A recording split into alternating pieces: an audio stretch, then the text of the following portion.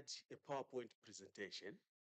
I have instead prepared a full paper, which will be circulated. It is already ready. I will not read it. I'll be speaking to it because if I read it, we may go to sleep. Child-friendly procedures in a justice system are basically procedures that are age appropriate. They are focused on the needs of the child, both in conflict with the law and the child as a witness. Now, these procedures come from our new act, which is called the Children's Code Act, number 12 of 2022. It is relatively new, and my focus, therefore, will be on this particular piece of legislation. Children appear before court in various circumstances. They may appear as witnesses, they may appear as persons in conflict with the law, they may appear as children in need of care, and so on and so forth. Now, when we come to the courts, when a person who appears to be a child appears before it, there is a duty placed on the court to inquire and to ascertain the age of that person. There are various reasons for this requirement. For example, if we talk about civil proceedings, it is necessary to inquire into the age of this person because in certain instances, a child may not be capable or has no capacity to sue in their own name or to be sued in their own name. So that has to be established. But in criminal proceedings, which is our main concern here, the court must ascertain and inquire into the age of this person who appears before it for various reasons. One, it is to determine whether this person has capacity to commit a crime. If they have no capacity to commit a crime, the court should not proceed. Two, it is about the procedures that will be adopted in trying this person. As we know, procedures to deal with adult offenders are different from procedures when dealing with children in conflict with the law. So therefore, an appreciation of the age of this person is important in terms of the procedures that will be adopted. And finally also, the mechanisms of disposing of the case are different when we are dealing with adult offenders and when we are dealing with children in conflict with the law. Therefore, it is important that the court ascertains the age of this person who appear to be a child before it. Now, also in this new code or the new act, there is a new provision which I'll discuss later in slightly more detail. It is section 78. The position with our new children's code is such that it seeks to protect not only the child in conflict with the law, but also it protects the child witness or the child victim. And now when we come to the child witness or child victim, we have section 78. So in whatever capacity this child appears, then the procedure that shall govern is that which is outlined under section 78. I'll talk about it later. Now, because of the mandate of the gathering here, I'll limit myself to criminal proceedings and not civil proceedings.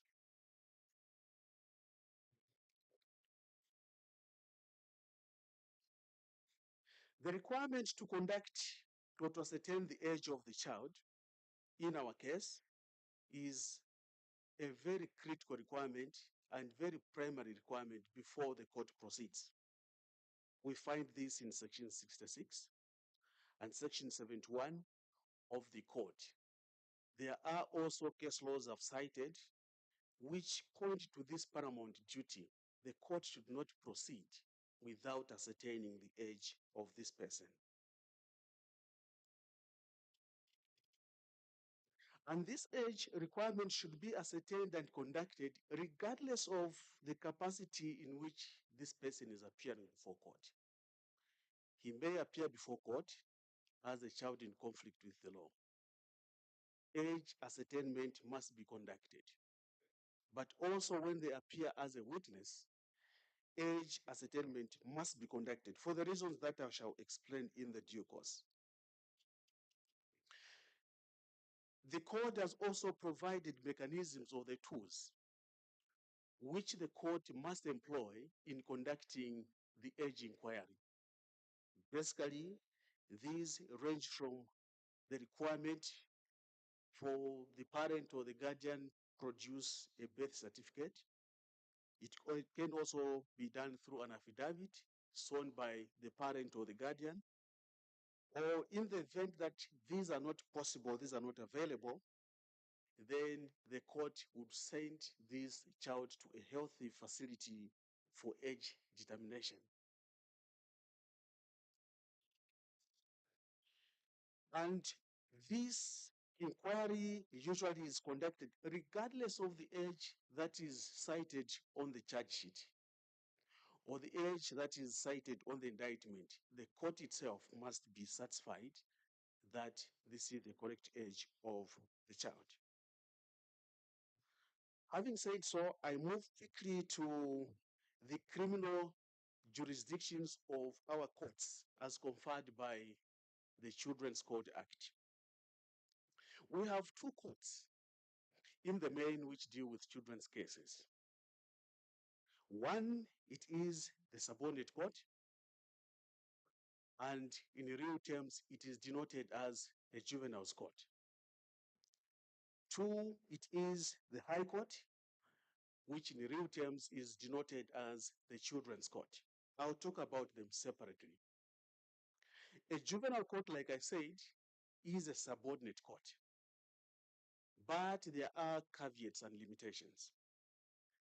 The subordinate court must be the subordinate court of the first class or the subordinate court of the second class, and if it is the subordinate court of the third class, it must be presided over by a magistrate of not less than 1 year in experience.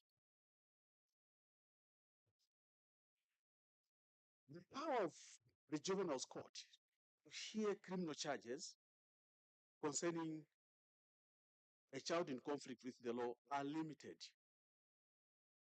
For example, the juvenile court will not try and determine a matter involving murder or treason. A juvenile court will not try and determine a matter which is specifically assigned to the High Court by the Criminal Procedure Court. Those cases are listed according to Section 11 of the CPC. But also now, there is a requirement that whenever a child is jointly charged with an adult, the juveniles court has no jurisdiction. I usually frown upon the introduction of this provision because the repealed Juveniles Act never provided for this. And it is a paradox why this should be a requirement when you think deeply about it in real terms. For instance, a child steals a small bar of chocolate in ShopRite. The juveniles court has jurisdiction to try that child. The same bar of chocolate being stolen by an adult in the same shop.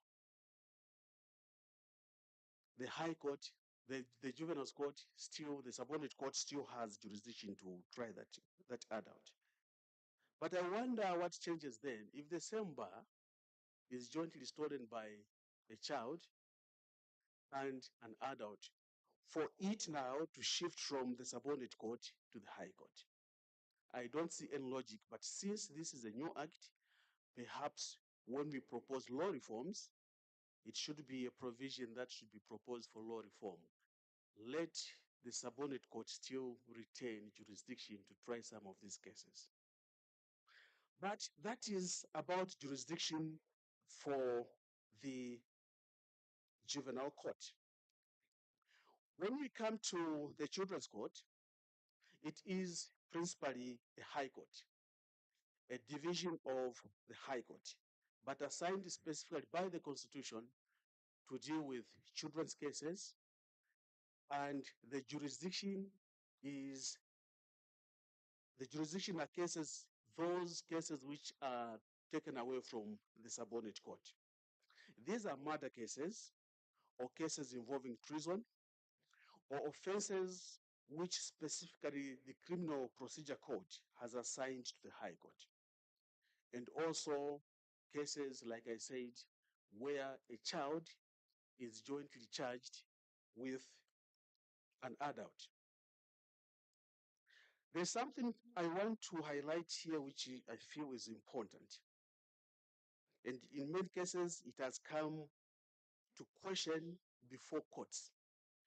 This is about persons who committed offenses when they were still children. By the way, for our brothers and sisters who are not from here, the child, according to our constitution, is a person who has attained the age of 18 or is below the age of that, is below that age. So now, the situation I was about to talk about is where this person committed the offense when he or she was a child. But for some reason, they are not prosecuted, and by the time they come to be prosecuted, they are beyond the age of 18. What is the procedure? The procedure is such that this person must be tried using adult procedures and in an adult court, and not in a juvenile court or a children's court. However, the mode of disposing of the case will be or should be in conformity with what should have applied at the time they committed the offense. I thought I should bring that out. So those are the two cases, the two courts that deal with children's cases. Now I come to procedure during proceedings. Procedures for children in conflict with the law, like I said, must be child friendly. And these apply both in the juvenile's court and in the children's court. The first requirement is for the court to use a separate building from that which is used for proceedings involving adults. But in many of our courts, we don't have separate buildings for trial of children. So we use the same buildings. What happens then is that there must be a clear break from the proceedings involving adults to the proceedings involving children. Let there be a clear break, and this should be clearly stated on the record. That is requirement number one. Requirement number two is that the proceedings are held in closed session. Our constitution, in terms of criminal matters, primarily prescribes that criminal proceedings should be held in public sessions. But there is an exception here. When criminal proceedings involve a child in conflict with the law, they should be held in closed sessions. And by this, it means that the persons who must attend proceedings or who could be present during proceedings are limited and prescribed. These include witnesses in the matter, persons who are directly concerned with the case, the parents, the guardians, and the parties, as well as their legal advocates. These are the only persons who are allowed to attend court. The rest are not allowed to attend court.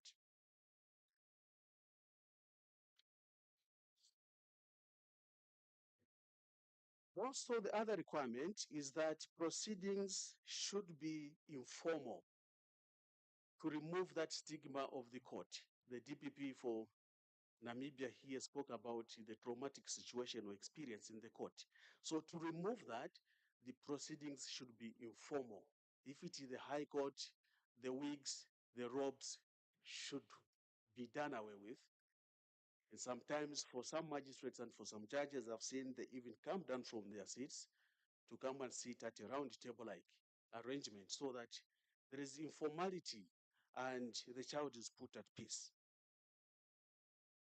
The other requirements is that this child in conflict with the law has due process rights.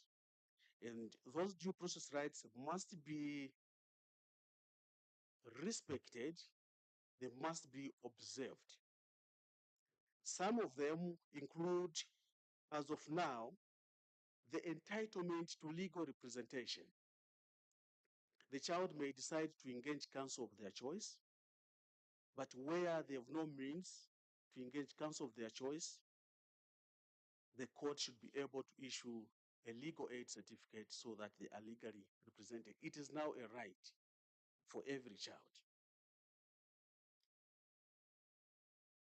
And these due process rights must be communicated to the child at the commencement of trial.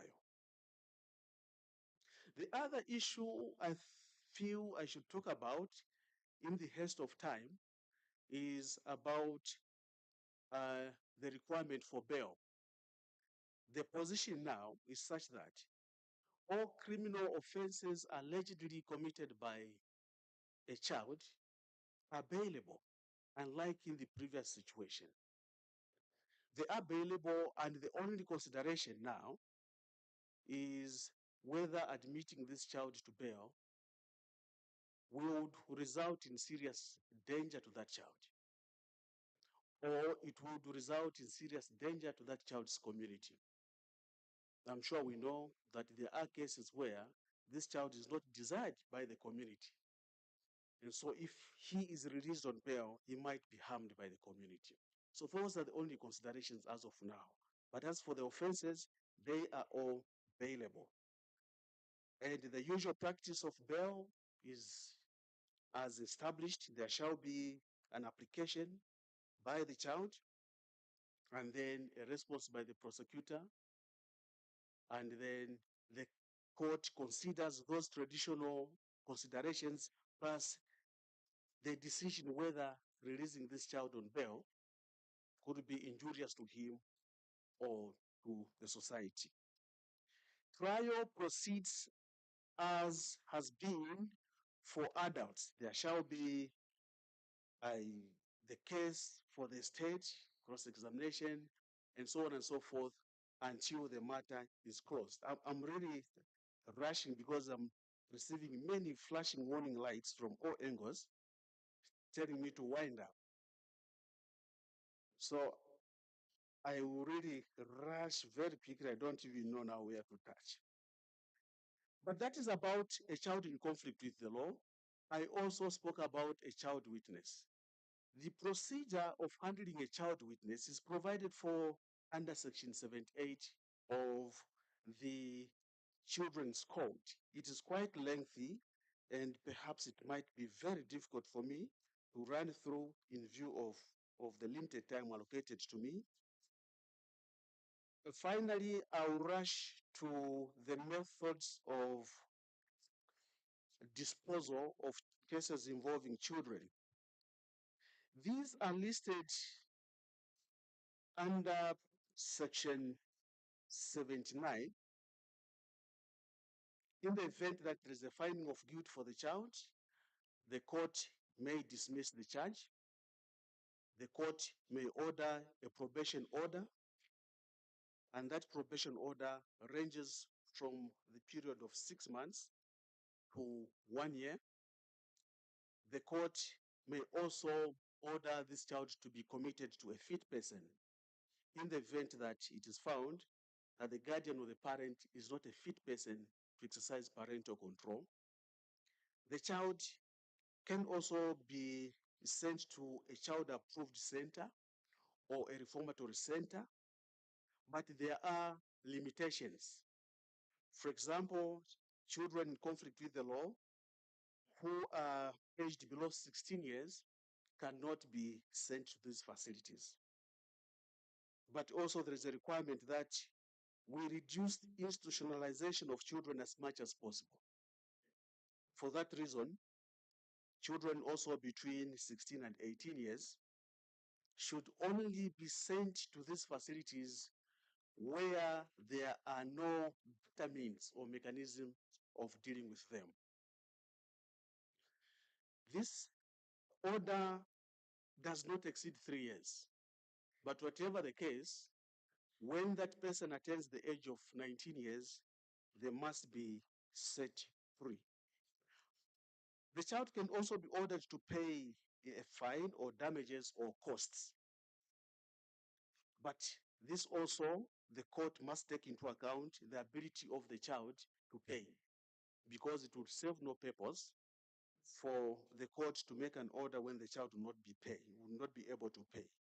There are also orders for restorative justice and also orders against the parents or the guardians to ensure that in the future, this child has good behavior. And in some cases where they are seen to have conduced to the commission of the crime, the parent or the guardian may be ordered to pay the fine or the damages themselves. I've already been told that my time is over. I really wanted to speak and speak, so that is my culture, but I'll end here. Thank you very much.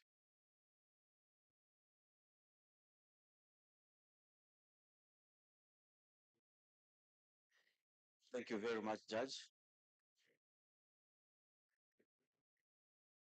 At this juncture, ladies and gentlemen, allow me to invite Madam Linda Chambers.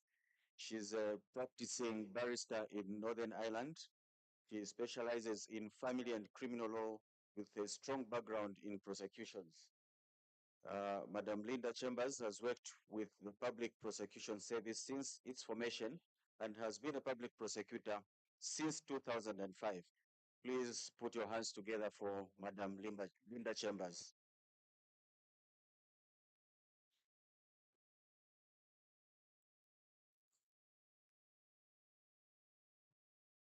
Good afternoon, ladies and gentlemen. It's nice to be addressing you again today. I stand on the protocols already observed and thank you for this invitation to speak about this subject today, which is very close to my heart. As you know, the jurisdiction I practice law in is Northern Ireland.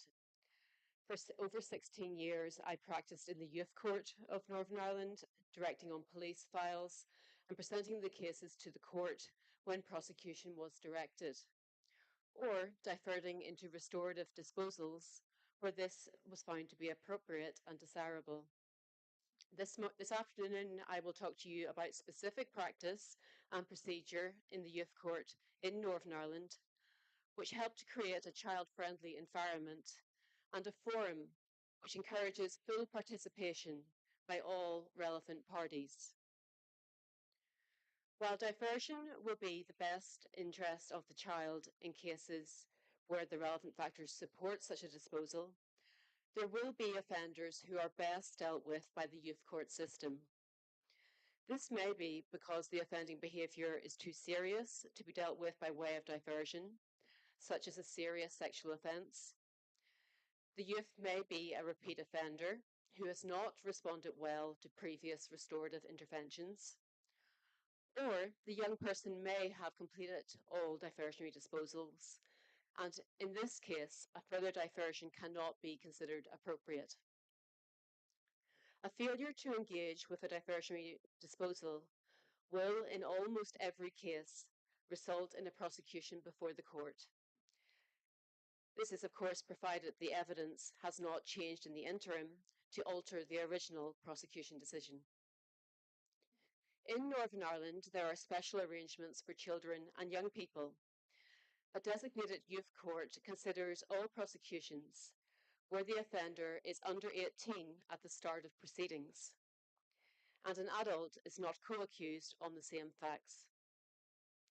These courts are held in camera which, as you know, is a fancy way of saying in private, so quite similar to here. No person unconnected to the proceedings is allowed to be within the courtroom. Additionally, the identity of the young person cannot be identified, either directly or indirectly, through prosecution. This means that it cannot be reported what school they attend or any other circumstances which might lead to them being identified by jigsaw identification. We are a small country, and that can happen only too easily. The Youth Court is made up of a judicial panel, chaired by a legally qualified district judge. The panel also contains 2 adult lay members of the public. This is intended to be a halfway house between a judge and a judge and jury. The 2 lay unqualified members may outvote the sitting district judge on matters of fact. They should, however, listen to the legally qualified chair on points of law. One of the lay members must be a woman. There is no requirement that one must be a man.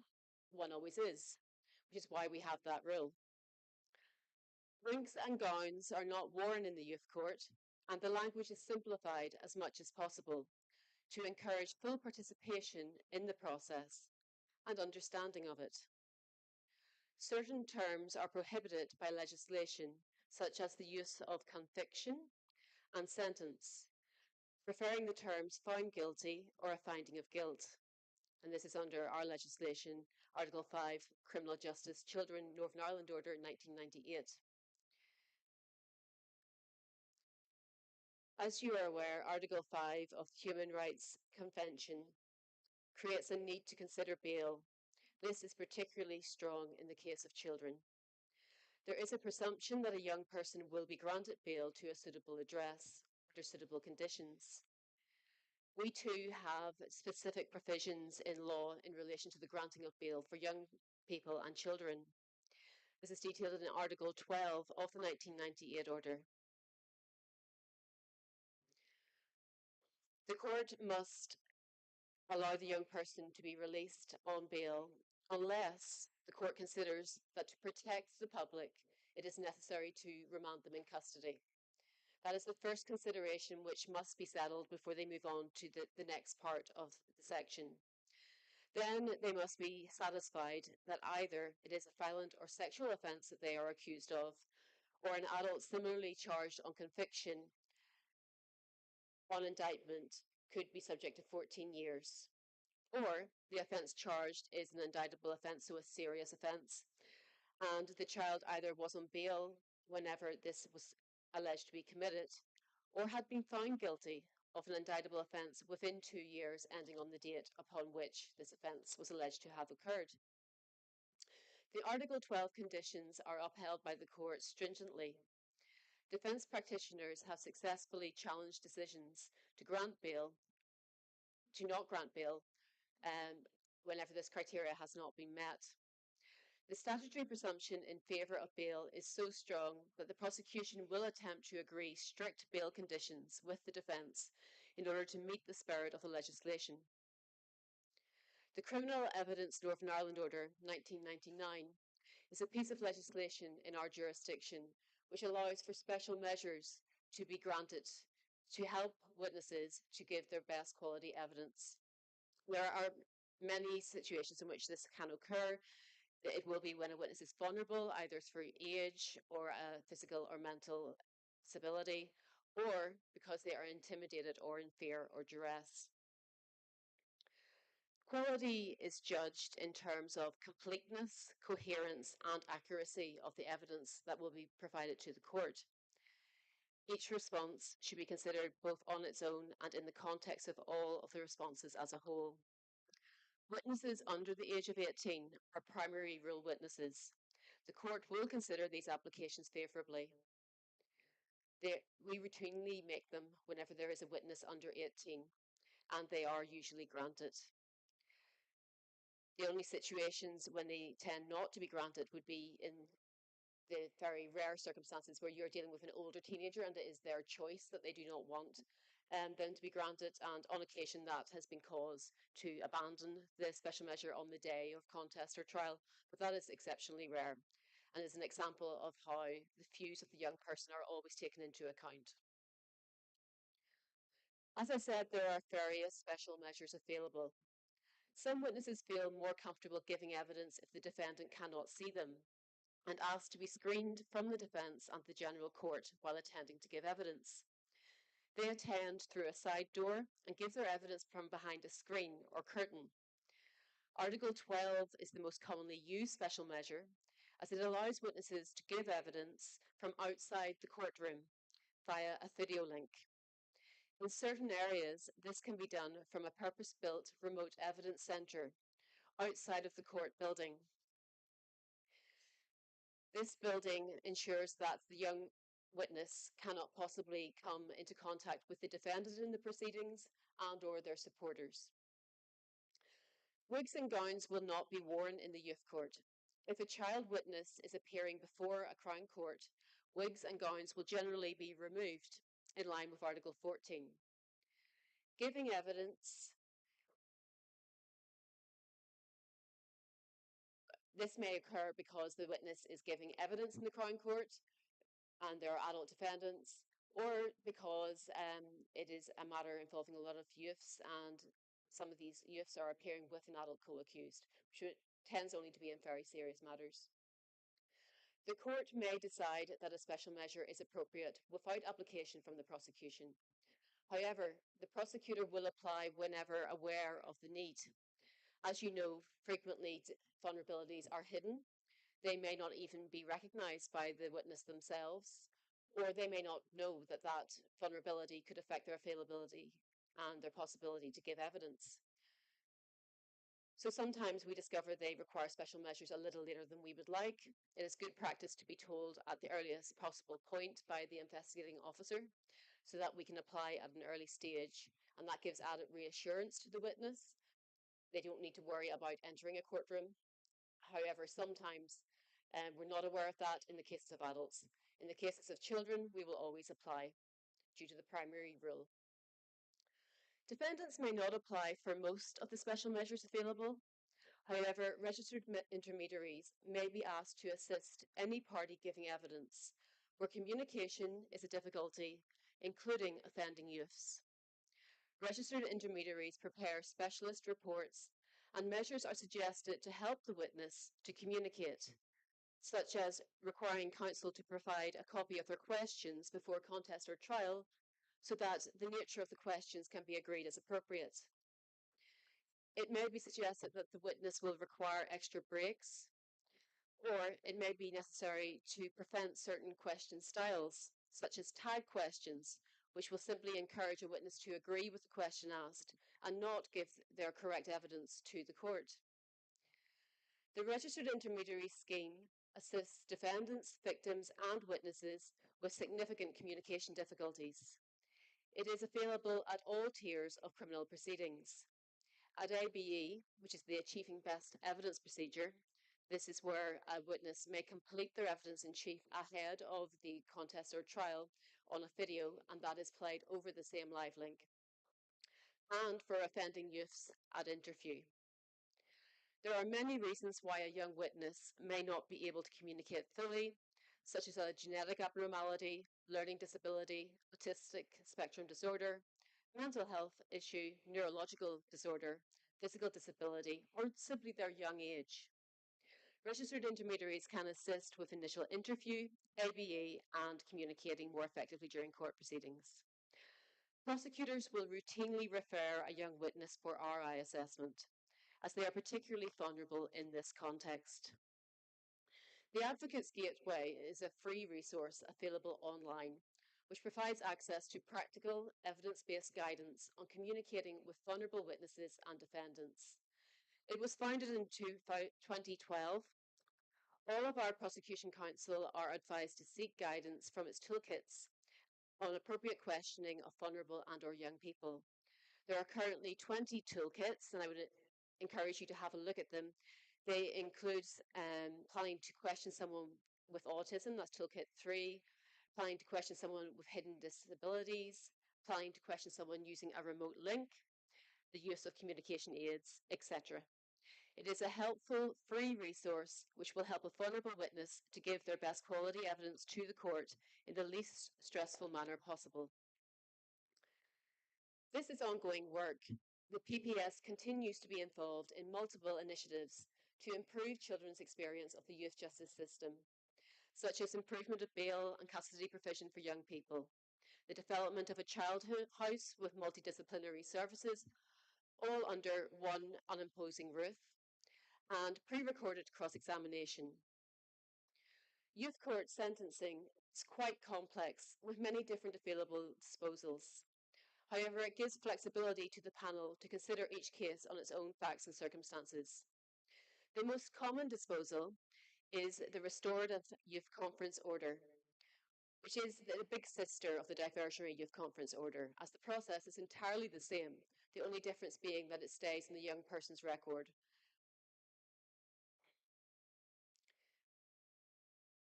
The Criminal Justice Order of 1998, which I previously referred to at Part 6, made it clear that the Youth Justice and Youth Conference Order should be offered in all but the most serious of offences.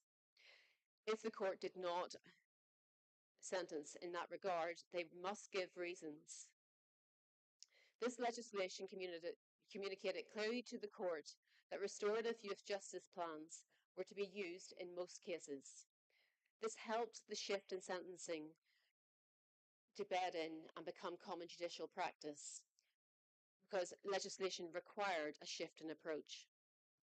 Accompanied by the exceptional plans put together by the Youth Justice Agency, this helped the new method of sentencing to bed in, to be accepted, and to be proven as a good way forward. In the rare case where a custodial sentence is appropriate, the young offender will go to the Woodlands Juvenile Justice Centre if aged under 18. Each secure room within the centre has its own ensuite facilities, and it includes, within the centre, very good facilities including gyms, swimming pools, and gardens. Young people reside either as a place of safety, or they are on remand, or they are sentenced. Typically, less than half are on remand. It has an average occupancy of 30 and can house a maximum of 48 children. While attending there, they will be educated in line with the full national curriculum. The facility also contains a large space where families can come and stay overnight so that they can maintain a relationship with the young person.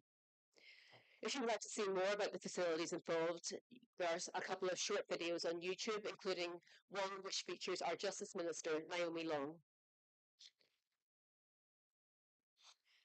In short, we continue to work to improve the youth justice system in Northern Ireland, and we will continue to work with all stakeholders to do so. A progressive youth justice system is what we aim to achieve, delivering better outcomes for children and communities. Thank you for your time.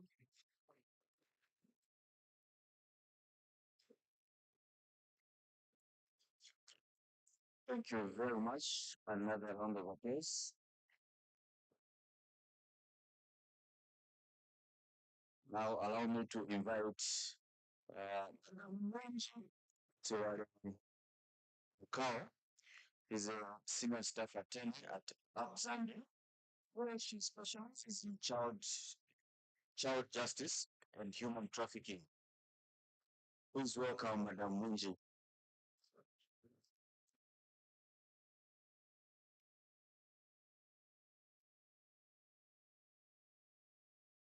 Good afternoon, all. Allow me to ride on the protocols that have already been observed. So due to time, I might rush through my presentation, but it is short. So my presentation today is going to speak on child-friendly procedures in juvenile and children's courts. Basically also trying to highlight the practical scenario on the ground today. So why do we need child-friendly courts? You would agree with me that children are vulnerable.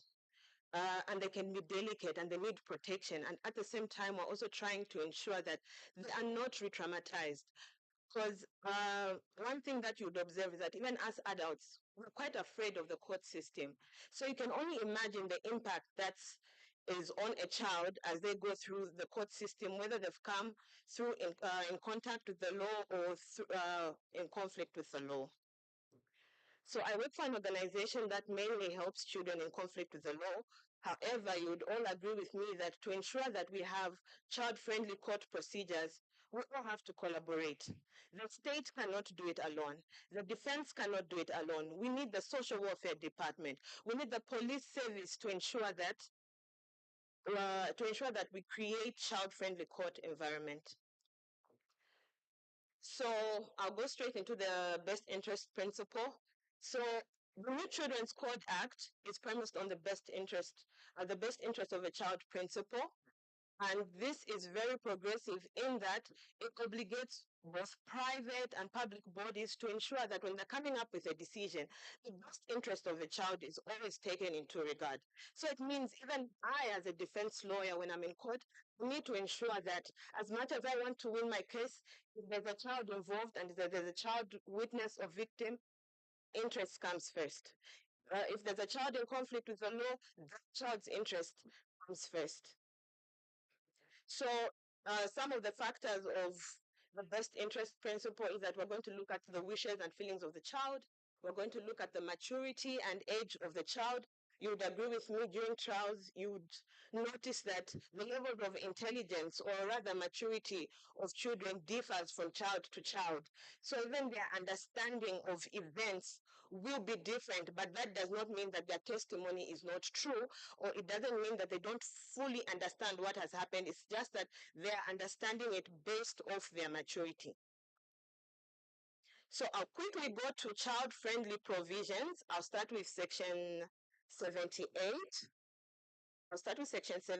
Which mainly protects child witnesses, and I'll run through the provisions, trying to give a practical scenario. So child witnesses must be prepared for trial by a child welfare inspector. So this is very important because a child needs to be aware before they come to court, like what are they going to expect when they get into court? Because court is already traumatizing. So if a child just comes into court and they find everything is happening so quick, they're already tired. They already spoke to the prosecutor. Now they spoke to the child welfare inspector. Like they don't know what's going on. So it's important that the child welfare inspector ensures that the child is calm even before trial begins. They should be questioned in a friendly manner. This applies to even us, the defense. As much as I want to win my case, I need to ensure that the little girl knows that I'm auntie and I just want to find out what has happened. He shouldn't feel like I am trying to, with my questioning, should not be in a way that makes the child intimidated or feel like we are lying. But the child should feel secure and should feel free to tell me what happened, because the child feels that this auntie in front of me is actually concerned about me. Should be questioned in camera. So apart from privacy reasons, you also want the child to feel safe, both the child in conflict with the law and the child victim. You don't want them to wonder, why are these people looking at me? Why do they want to hear my story? But when the proceedings are in camera, the child is more free. We know that the child is not free already, but if we limit the number of people that are in the proceedings, the child tends to be more free. The questions to be questioned in a manner proportionate to the child's age. This one is very key, in that sometimes you'll be questioning a child. I'll give an example. You'll question a child about defilement, and you'd ask the child, how were you defiled? What instrument was used? This is a 4-year-old child. And this 4-year-old child does not understand what a private part is. And the highest thing they can think about is a stick, or in local language, a doyo, an insect. This does not mean that the child does not understand, but we're looking at the maturity and age of that child. At that particular age, the child thinks it was a stick. Not to testify in the same room with the person the child is testifying against. Usually this is done in Lusaka and the Copperbelt province right now. We're using video links. And it has been a challenge in that we have inadequate resources right now. But however, this kind of helps the child feel calm because they're in the other room, they're not seeing the perpetrator right in front of them. But this will pose a challenge in other areas. Let's say, let me give an example. Tangombo, where maybe the limited internet, though there are no access to proper laptops. In such situations, I've heard that stakeholders are improvising. Sometimes they'll use a chikenge and the child is talking behind whilst the perpetrator is on the other side. So this shows that in creating child-friendly court procedures, we can think out of the box, still be in the parameters or confines of the law. The goal is to ensure that the child is not face to face with the person that she or he is testifying against. Should not be questioned twice. You don't want the child to be agitated. In recent past, when you question a child twice, sometimes it's a, let me give an example, a 4-year-old is coming all the way from Shimabala, started off at 6 hours. They'll be crying, they're tired. Okay. They'll be crying, they're tired, they don't want to testify, and you keep on asking the same question. So it means you will not, okay, thank you. You will not achieve your goal. At the same time, previous sexual history should not be questioned, and the reason why is you also don't want to bring shame on that child witness. The child witness has already been through a lot. You don't want to traumatize the child, and the child has to repeat that story in front of everyone else and also in front of their parents. So previous sexual history is not allowed. So I only have a few minutes. Children in conflict with the law, Section 68 provides for them. So here we're also talking about the setup should be informal. The police officers should not be in uniform in court.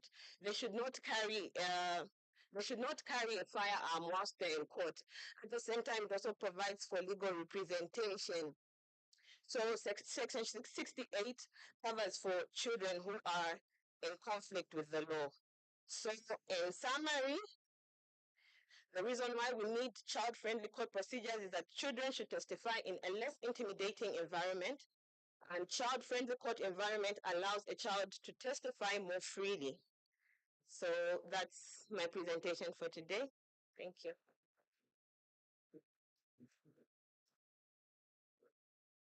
Thank you very much, Madam Winji. Ladies and gentlemen, another please.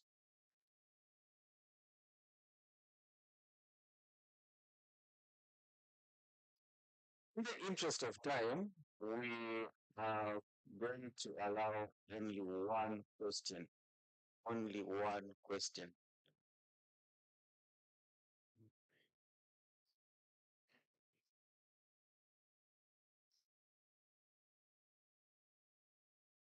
This is Chizongo.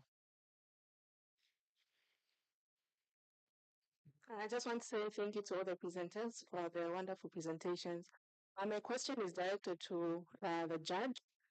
I just wanted to find out the position of the judiciary because currently we have two different procedures that are going on as it relates to jurisdiction of the children's court. So we have some courts who extend their jurisdiction to children who are above the age of 18, and so 19 and above, but committed an offense when they were a child. So the court will extend their jurisdiction and hear that child in the children's court and accord them the rights that are supposed to be accorded to children in general as per the Children's Court Act. And then in some courts, the child will be held in a high court, but then they will be sentenced as a child because they committed the offense when they were a child. So I just wanted to understand which one is the correct, the correct position as it relates to jurisdiction. And then the second question to Madam Linda.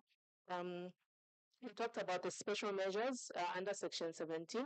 I'm interested to know, in particular, with the live link, the video recorded evidence in chief and the registered intermediary, whether these apply to children who commit offenses or it's just for child victims.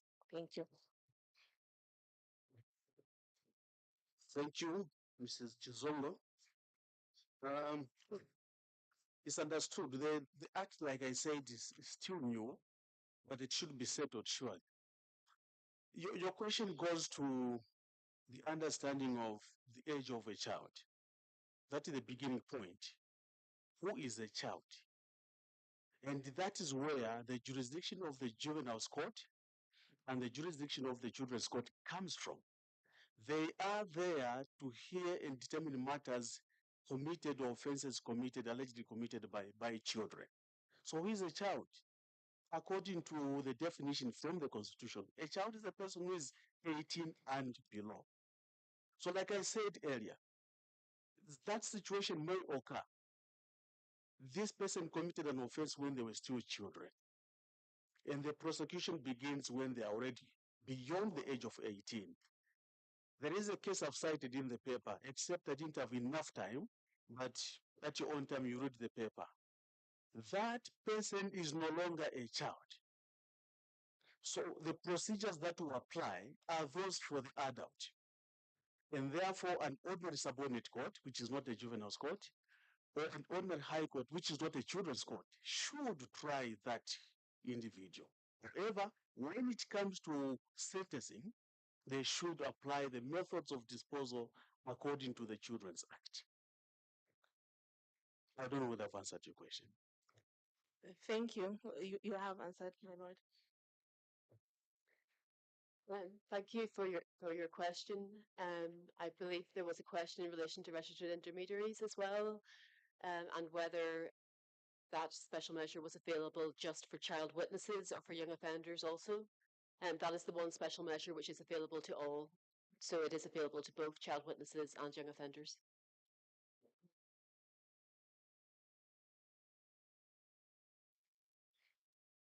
Thank you very much. We have come to the end of this session. My lord, thank you very much. Madam Lindsay, Madam Wenji, thank you very much. Let us show our appreciation with a round of applause.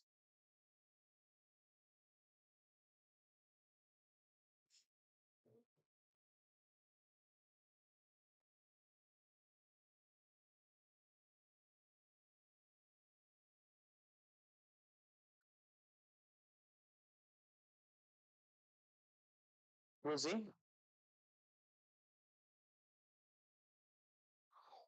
With no more delay, we are going into the next session. And at this juncture, allow me to invite to the stage Mr. Franz Kazwe, Principal State Advocate from the National Prosecution Authority. Please welcome Mr. Franz Kazwe.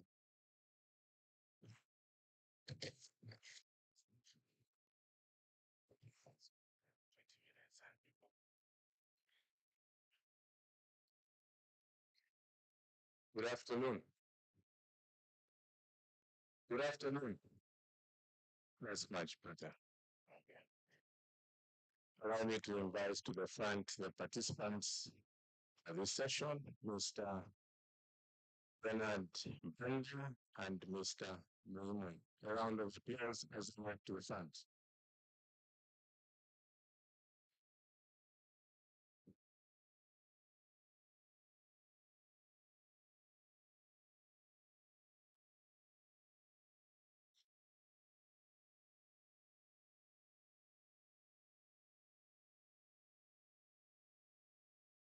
Subject for discussion during this session is online gender violence among women and girls in Zambia. Effects and extent of the problem. Could it be that you could be seated here and yet you are a perpetrator or indeed a victim of this problem? Let's unpack this topic. We have Mr. Bandu and Mr. Moimoi. Mr. Banda will speak to us first, and as he's working to the people, Mr. Banda serves as Director for Economic Regulation and Consumer Protection Sector. He also serves as chairperson of the Economic Regulation Committee, the Communications Regulators of Southern Africa, and the chairman of the expert group of telecommunication indicators the International Telecommunications Union. Please let's welcome Mr. Bandit Repedia.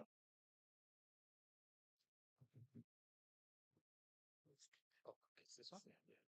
Okay. Good afternoon, and thank you very much, moderator, for the kind introduction. Allow me to obviously leverage on the protocols that have already been set. I know we're running behind time, so I'll try to emphasize on the key messages. I prepared a very elaborate presentation, but certainly we're constrained with time, and I'm standing in between your lunch as well, so please you bear with me. I'm making this presentation on behalf of our Director General, Engineer Chorwen Alubam, who had certainly wanted to be at this particular event, but due to other um, assignments that basically were also equally important, he couldn't make it. So he had asked me to come and share some thoughts on this important topic. So I did sit in to listen to some of the key presentations, and I think we've discussed this issue around gender-based violence quite extensively. So I don't emphasize a lot in terms of what gender-based violence is and the extent to which we need to obviously manage it. Maybe just try to give a perspective that maybe focuses more on how this gender-based violence is now transitioning to online or digital platforms. So the definition, I think I'm speaking to the informed here of gender-based violence. Obviously, it touches on these abusive behaviors, and obviously they have a gender dimension. So you obviously see this pattern focusing on a particular gender. And what we obviously will discuss a little bit more is how this is beginning to also get a little bit more prominence when we go onto online or digital platforms. So most of the commonly used platforms for online gender-based violence, obviously, what you're familiar with, it's your Facebook, your WhatsApp, whichever platform, even if it's Instagram, etc. And I must emphasize here that obviously online gender-based violence is not necessarily solely associated with women or girls, or should I say it's not only associated with males, but we've seen quite a lot of prominence, particularly focusing on women and girls. The reasons, of course, are social, they are cultural, and I think some of the speakers earlier did speak into some of the reasons why. What I try to show on this slide, and I don't take a lot of time, is just to show that we are very familiar with gender-based violence, as we have heard in previous presentations. But we are beginning to see these traditional ways of gender-based violence beginning to also show prominence on online platforms. And some of the forms in which we're seeing gender-based violence on these digital platforms are through cyberbullying. This is obviously some humiliative messages or abusive messages that you see online. We've also seen what you might call revenge pornography. So people are in a relationship and the relationship maybe goes sour, and someone decides to just divulge all these images or messages that perhaps they might have shared in confidence or maybe through some intimate moments that they might have had. So this is getting a lot of prominence, and we've seen quite a number of cases. Another, of course, prominent form of online gender-based violence that we've continued to see is what you might call cyber extortion. So, and usually it's associated with online grooming. So somebody will reach out to you on WhatsApp or on Facebook or any social media platform. Perhaps through your conversations, you might think it's a genuine person. You get into some kind of relationship or friendship to get some trust. But then, of course, people are not so careful these days.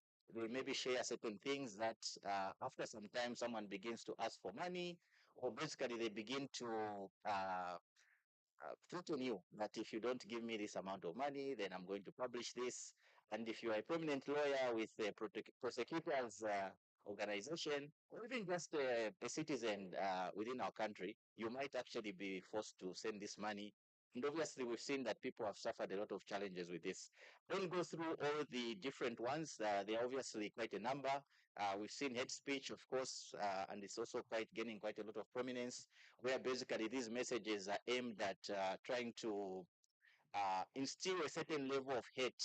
It could be maybe focusing on a certain group of people, could be even be aimed at trying to direct hate towards a certain group like women or girls, politicians, whatever it is. And others, of course, like doxing or trolling, quite some fancy terms there, but it's really just someone putting out information out there that maybe exposes a victim, or it could be that someone is trying to just engage or stalk you by getting access to certain information, and then subsequently they more or less start to what you might basically see as stalking in the actual physical world now being done through online platforms. Yeah, what I try to show also in my presentation is just to show that online gender-based violence is taking quite a lot of prominence now. Why? Because adoption of ICT services is also increasing exponentially. We can almost assume with a probability of one, almost all of us in here have smartphones, right? And most of the people that have smartphones are participating on social media platforms as well. So we just released our recent market report, and our internet penetration is now sitting at about 63.1, and of course it's growing very, very, very quickly. I'm just being reminded to move quickly. Yeah, so we have some data at Zicta that also just speaks into how the gender divide looks like, just to show that yes, we have a gender divide, but it's very small. It's about 7% or so.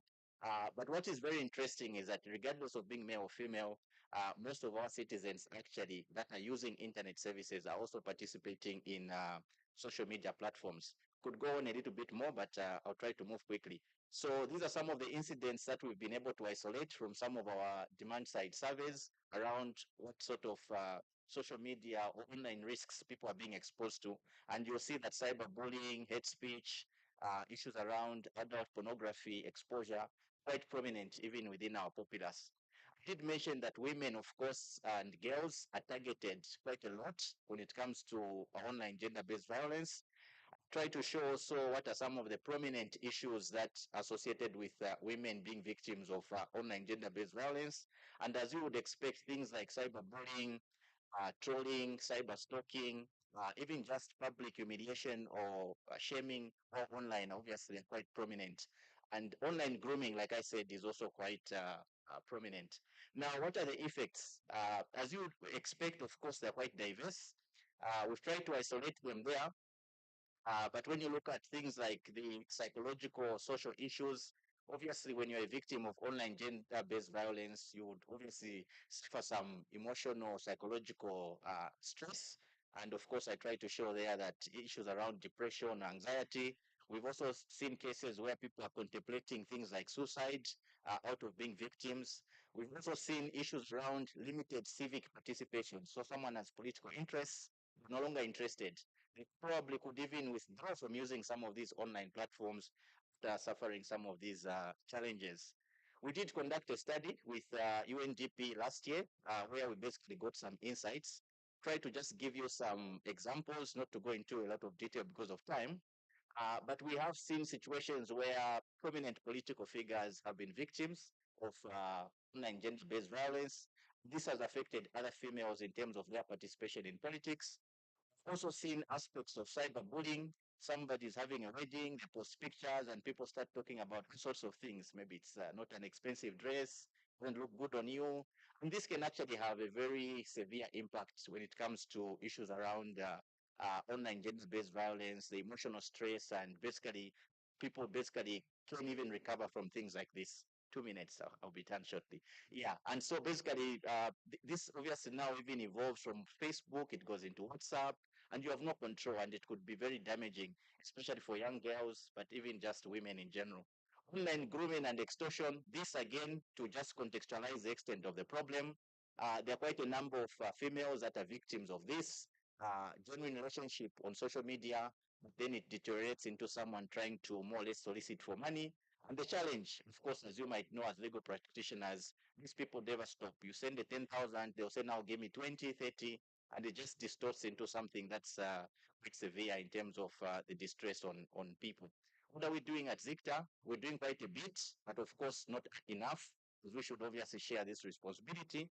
But we're doing quite a lot of awareness and education programs around how to identify and manage some of these risks.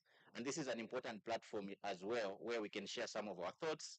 We are working with various women groups like YWCA in various locations across the country to try and see how we can reach out to these women that are victims, also to prepare these women to better support other women. With the gender division under the Office of the Vice President, we're working on a specific strategy as well, which I think should be near conclusion now, to try and design specific interventions to address some of these challenges. I think with just some recommendations, of course, maybe just some appeal, seeing that we have diverse stakeholders here.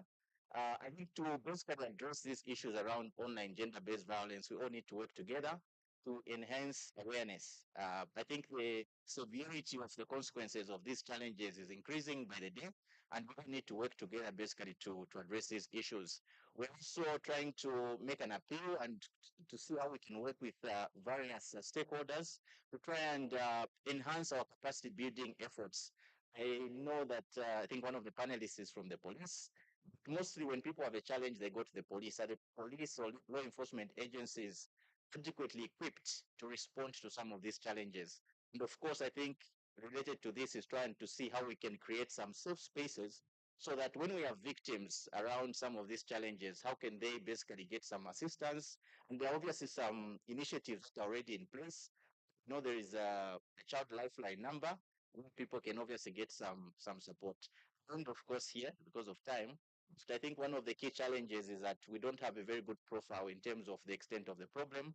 And maybe if we can see how we can coordinate with various stakeholders, consolidate some of this data so that we are able to know exactly to what extent, obviously, this problem is getting entrenched within our country. Thank you very much. There is a detailed report. You can access it online that we did with UNDP, and it kind of gives a little bit more context to what I did speak into. Thank you very much.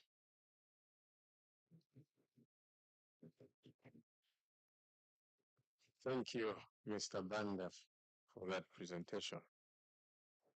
Ladies and gentlemen, I now invite our second speaker, Mr.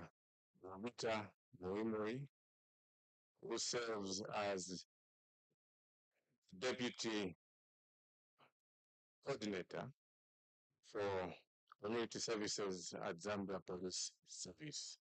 Please, a round of applause as Mr. Moimori walks to the podium.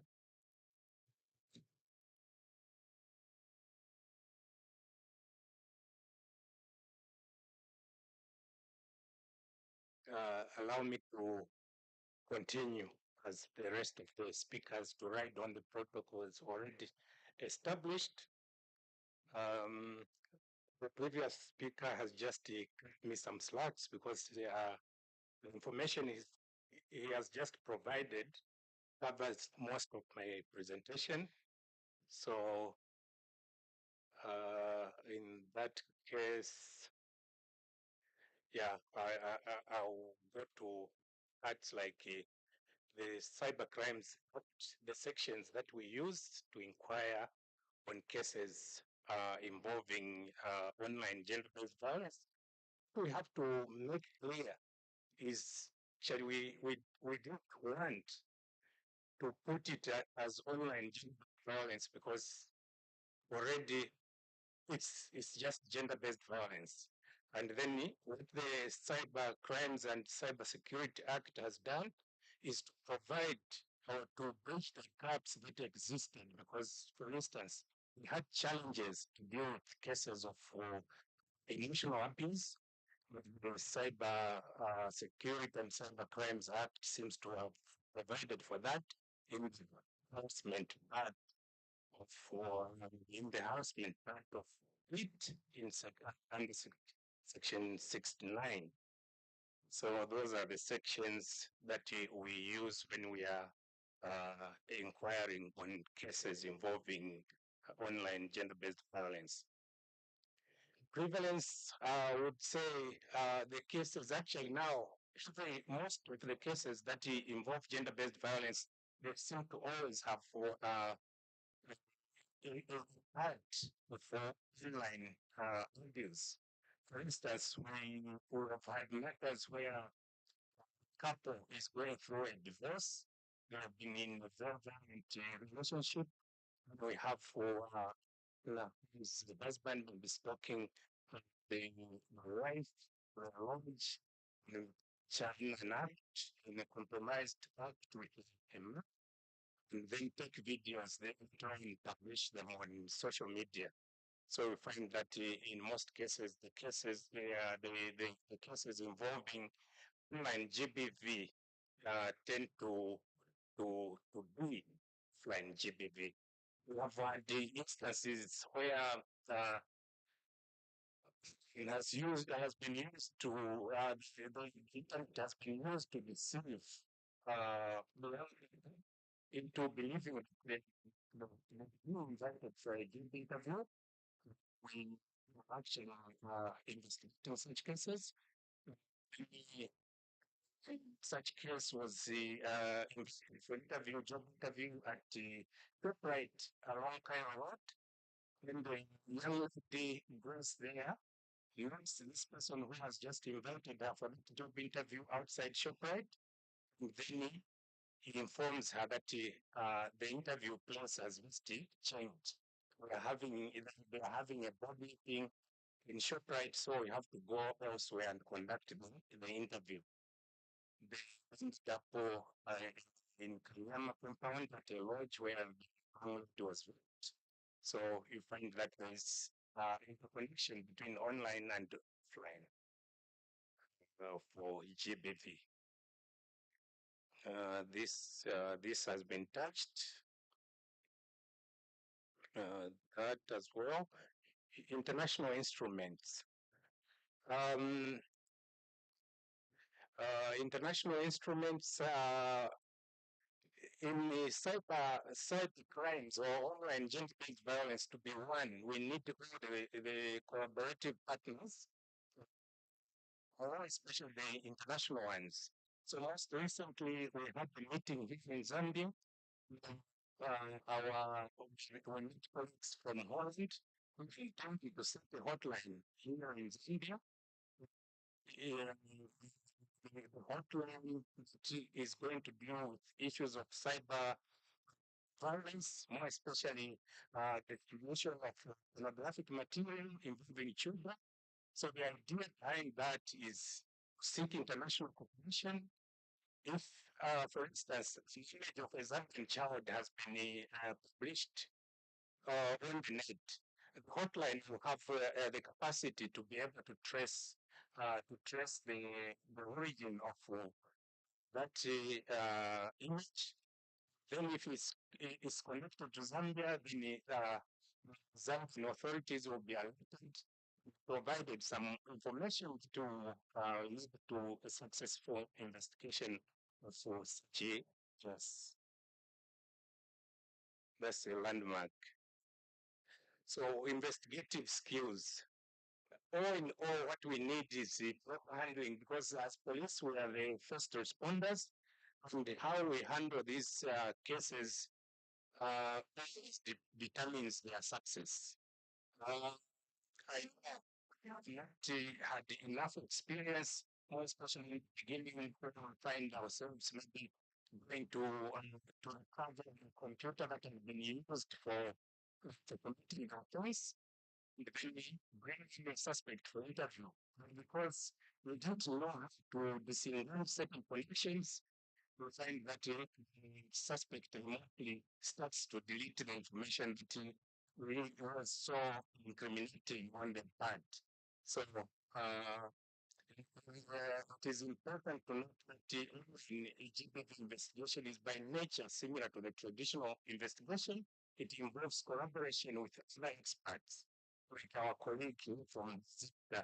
We use them a lot in the mobile service, mobile network providers.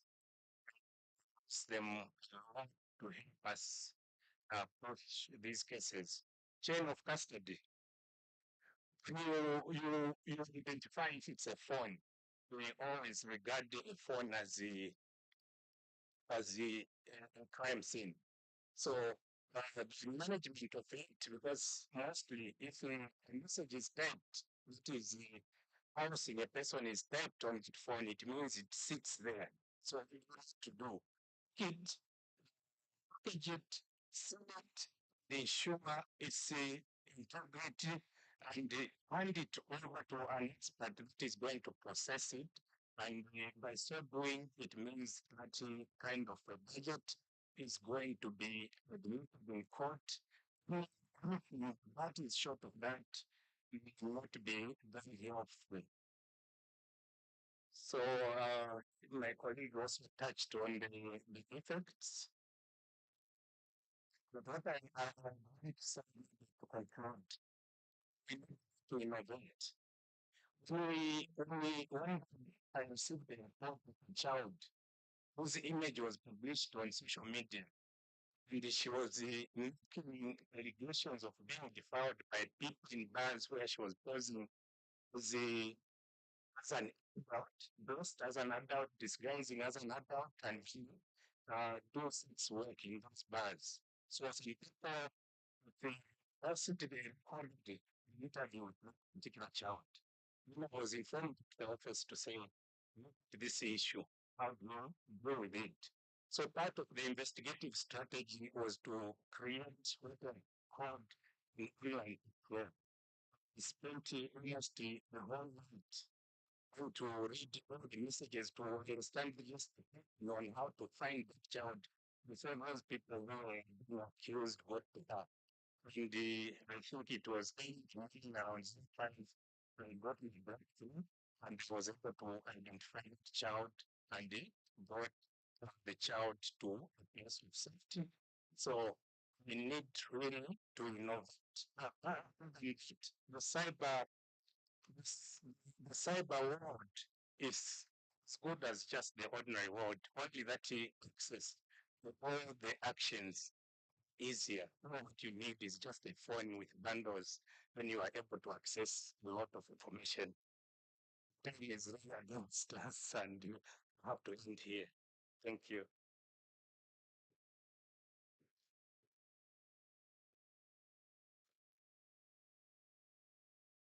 Thank you very much for the presentations. Unfortunately, there's no time for questions. And the comfort is that our presenters are here with us. So if any one of us has a question, please feel free to approach them and interact with them. Thank you very much. I'm sure now we know what online gender-based violence is, and therefore we'll be on the lookout. Thank you.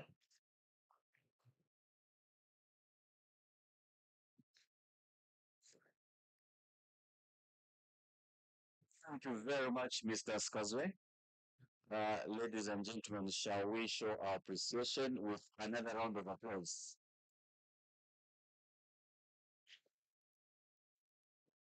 It has been an exciting morning with rich and insightful presentations from distinguished experts. I hope we've learned valuable things. We will now take a break for lunch. But before we do, just one or two announcements. Our international delegates, speakers, and His Royal Highness, who have lunch from the holding room. International delegates, speakers, His Royal Highness, and my Lord Judge Luther from the holding room. The rest of us, the 7 days, we are expected to convene at 14:45. 14:45, let's observe time. Oh, I'm very sorry, very, very sorry. It's 14:15, sorry, 14:15. We're convening at 14:15.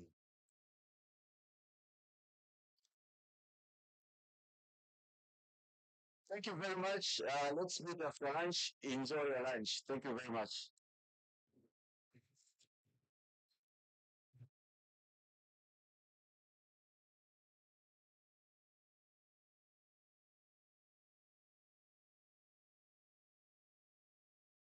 If someone mistakenly fixed a black power bank, a black power bank.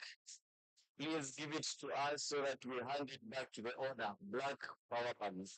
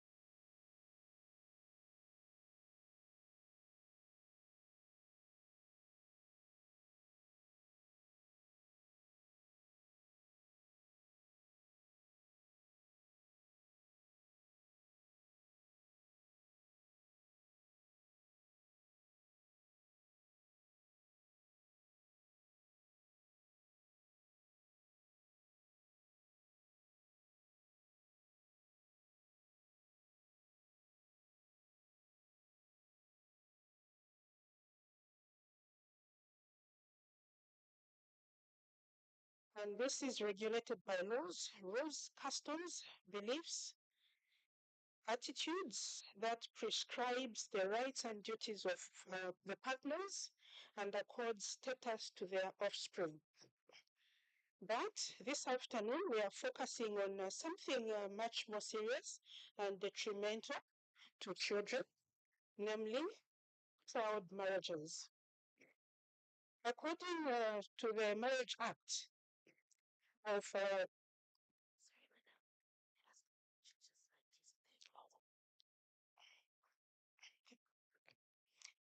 so by the way of introduction, maybe before I come to the definition of child marriage, I just want to highlight briefly on why we are discussing this issue of child marriage.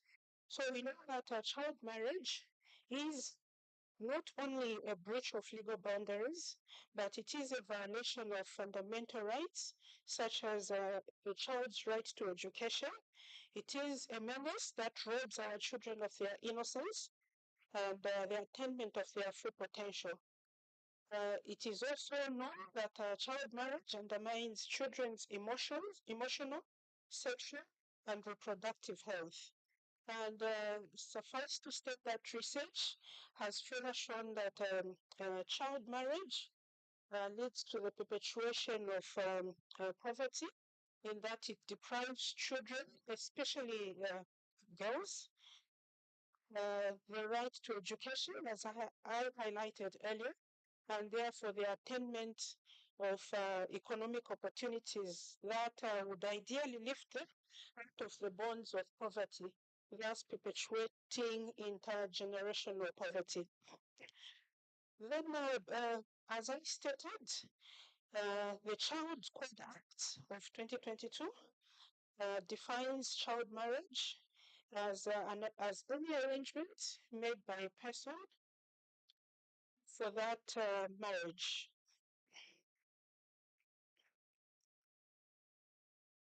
How prevalent is child marriage in Zambia? Like a lot of other African countries, statistics show a picture of the prevalence of child marriage. According to statistics that were obtained from the United Nations Population Fund and the United Nations Children Fund, those statistics show that in Zambia, 29% of all young women aged between 20 and 24 are married before they reach the age of 21. And sad to say that 5% of girls get married before turning 15. You'll notice that during the course of my presentation, I'll mostly refer to girls and young women. That is not to say that they're the only ones who are affected, but they are the most affected. In the slide, I have highlighted an example of the differences of the prevalence levels relating to girls and boys. And those statistics clearly show that child marriage affects more girls than boys, hence the focus on girls and women. Having said that, I'll go to the legal framework relating to child marriage in Zambia. So the notable pieces of legislation that have an impact on child marriage in Zambia include the Constitution of the Republic of Zambia, Chapter 1 of the laws, which provides the definition for who a child is. And as we've heard in earlier presentations, a child is a person who has attained the age of 18 and those who are below. Then the other key legislation is the Marriage Act. The Marriage Act, as we'll see, provides for, among other things, the marriage age, as well as the formalities relating to marriage, including registration of marriage. Then there's also the Children's Court Act, number 12 of 2022, which consolidates the laws relating to children and criminalizes child marriages. Then of note is the Education Act, number 23 of 2011. This act prohibits the marrying of as well as the marrying off of children who are learners. Then the other that we deal with every day is the penal code, which provides the offense of defilement as well as the penalty there too. So now, having looked at these pieces of legislation, you note that the topic is the implication of the amendment to the Marriage Act. Now, I'll run through briefly the progression of the laws leading to the amendment of this amended act. Firstly, as I've highlighted, we had Education Act, which was at some point the only piece of legislation that criminalized child marriage, but it only related to children who are learners. And it left out children who are not enrolled in school. So for this, they were not affected. It can be said that the law did not deem it as an offense to marry a child who is not a learner. So because of that, there was need to find a way of dealing with those children who were not captured by the Education Act. Hence, the coming into law of the Children's Code Act, which prohibited child marriage in Section 18 and provided a good penalty in Section 293. Then, even that, you notice that despite that law being in place, but there was the attendant issue of customary law marriages. We know that the Marriage Act relates to marriages that are contracted under customary law. And the law as it stood still recognized customary law marriages. So there was a lacuna there which needed to be filled. In responding to that, the now that we are discussing today, the Marriage Act Amendment number 13 of 2023 came into law in December 2023 after it was assented to by the President. I must state that the passing into law of this Amendment Act was a result of stakeholder consultation and was a response to addressing the commitments that Zambia has made and was in line with the country's commitment to eliminate child early and forced marriage by 2030, in line with target 5.3 of the Sustainable Development Goals. The second provisions of the code, the amendment, that the Act amended sections 2, 33, and 34 of the Marriage Act. Basically, section 2 related to the definition, which replaced the definition of a child as it stood there to bring it in line with the constitutional definition. Then section 33 was repealed completely and replaced with the current provision now, which provides that a marriage between either of the parties is a child is void.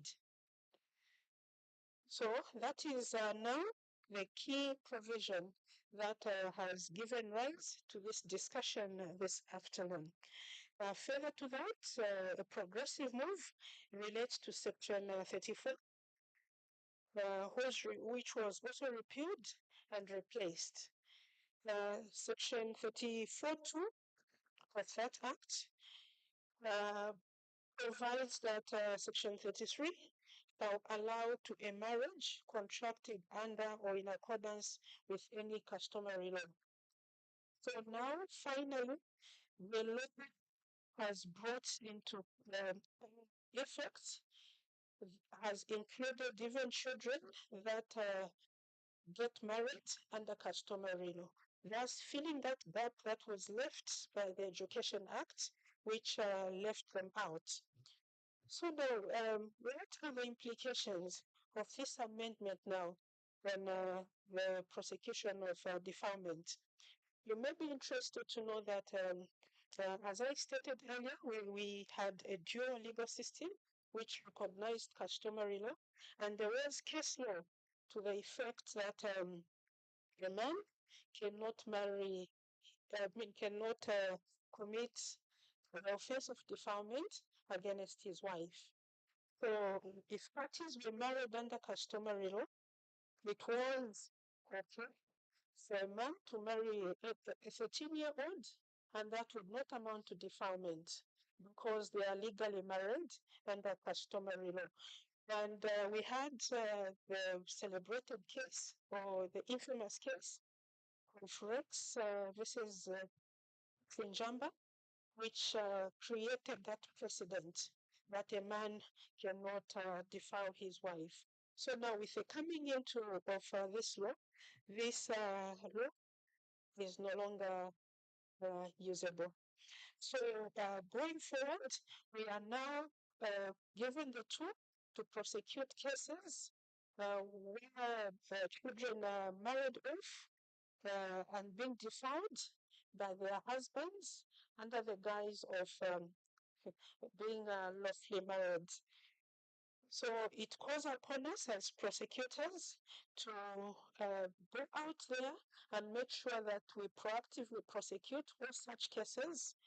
But it is also incumbent upon us as prosecutors to ensure that we bring the contents of this very progressive piece of legislation to the public out there. I know that among us, we have prosecutors from not less than 60 districts. And so if we sensitize the people in the districts we are, they'll know about this law and they'll be amenable to making reports of the very prevalent cases of child marriage that we have in our communities that we can then prosecute. I think the lack of sensitization speaks to why, despite the progressive provision like the one in the Education Act, been in place since 2011, I doubt if anyone in here has prosecuted a case under this act. If you look at that provision, it's very good with a very stiff penalty, which, if used in conjunction with the provision in the Children's Court Act, we can go a long, long way in addressing issues of child marriage and hopefully go to a point where we have zero incidences of child marriage. In view of time, I've been reminded that my time has been up 2 minutes ago. For now, I rest my case.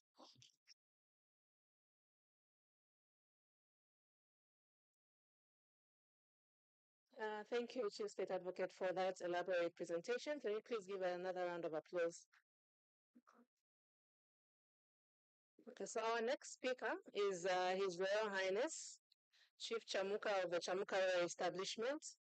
His Royal Highness is a prominent traditional leader of the Chamuka Chiefdom in Chisamba District, Central Province, Zambia. He served as the coordinator of the Lenje-speaking chiefs and the vice chairperson of the House of Chiefs, an institution within the Ministry of Local Government and Rural Development. Chief Chamuka is a noted advocate for good governance and customary lands through his role with the Global Land Tool Network and emphasizing equitable land access, especially for women and girls. His commitment to social justice also extends to his work with Plan International, where he advocates against child marriage and pregnancy in the Middle East, Eastern and Southern Africa region. Please welcome His Royal Highness, Chief Chamuka.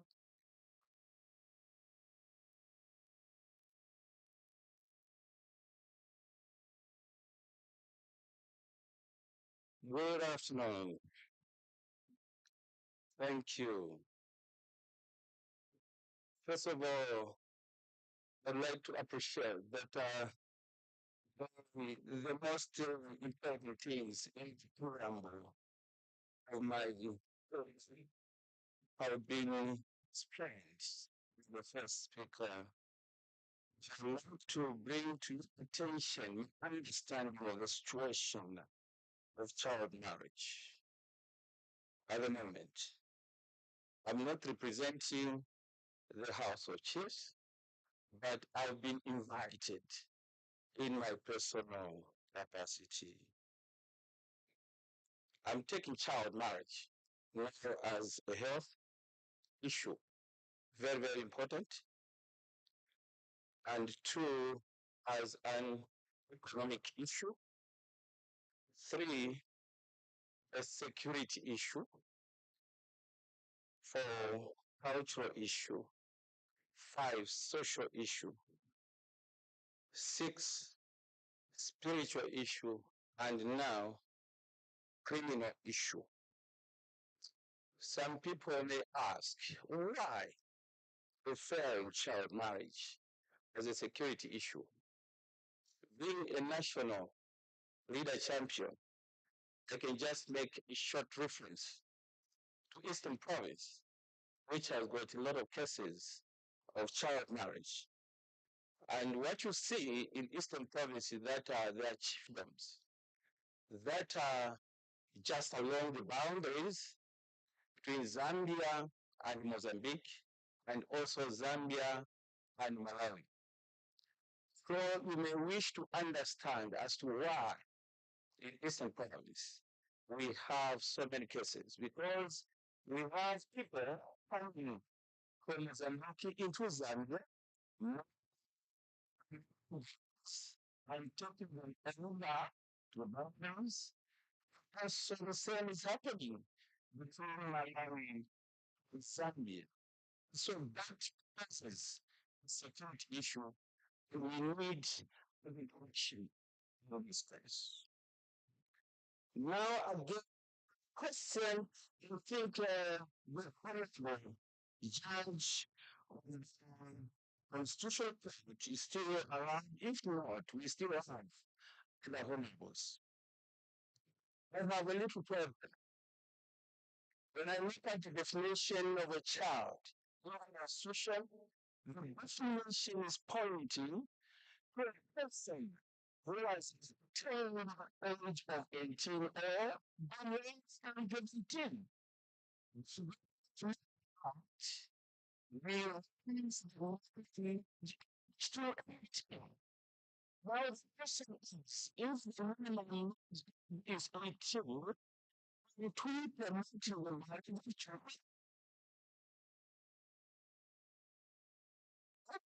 Just let you figure it out. And it's not very important issue.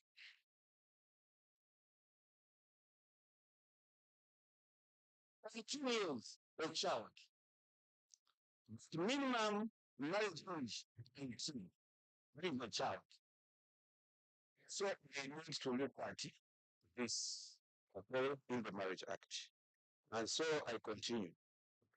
Defilement that has already been explained, the implications, okay, we go straight into that. Because now we have the Marriage Act. What is important is that we look at the chief as the custodian of culture. Now, myself, I'm a chief, not a custodian of bad culture, but custodian of progressivity. Meaning, the coming in of the Marriage Act automatically tells me that the charge once, charge one trial, cases of child marriage at village issues that Paris right now in reality is now great. My role is to report and refer to cases. That's the major implication. All of us are now bound. We are sure that if we take the same level of persecution, we just report. Because at the moment, we have no authority as traditional leaders to start sitting and then start advocating over these cases of child marriages. Child marriage in Zambia has been outlawed, and I think this should be emphasized, outlawed and criminalized. My role as a chief now is to go around the chiefdom, sensitized by people pouring free from what? Consulting. to these child marriages. This is very, very important. And if people consent, that action shall be deemed as criminal. We are happy that the learned person who used, when I was preparing a paper, I was told it's 15 minutes, but I don't know if I've already done 10 minutes. We are happy as Royal Highnesses because we are the learned people. Our children used to point to the Rex versus Chinjamba as a point of reference in law and practice to be formed, to referred to as child marriages. I think this now will already be a point of reference. I'm happy as a traditional leader because we have been given the authority. Now, in our chiefdom, we have put in place a functional village-led one-stop center. This is very, very important. What are we providing there? We are providing psychosocial counseling. That is number one.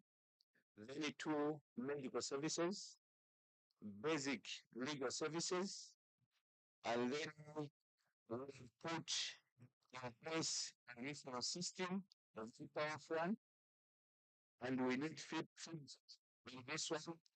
Then we registering all marriages that are customary. Okay, this is very, very important. We seek for the birth certificates, and in this case, I'd like to recommend, since time is running out, I'd like to recommend that the current birth certificates that we have are easily tampered with.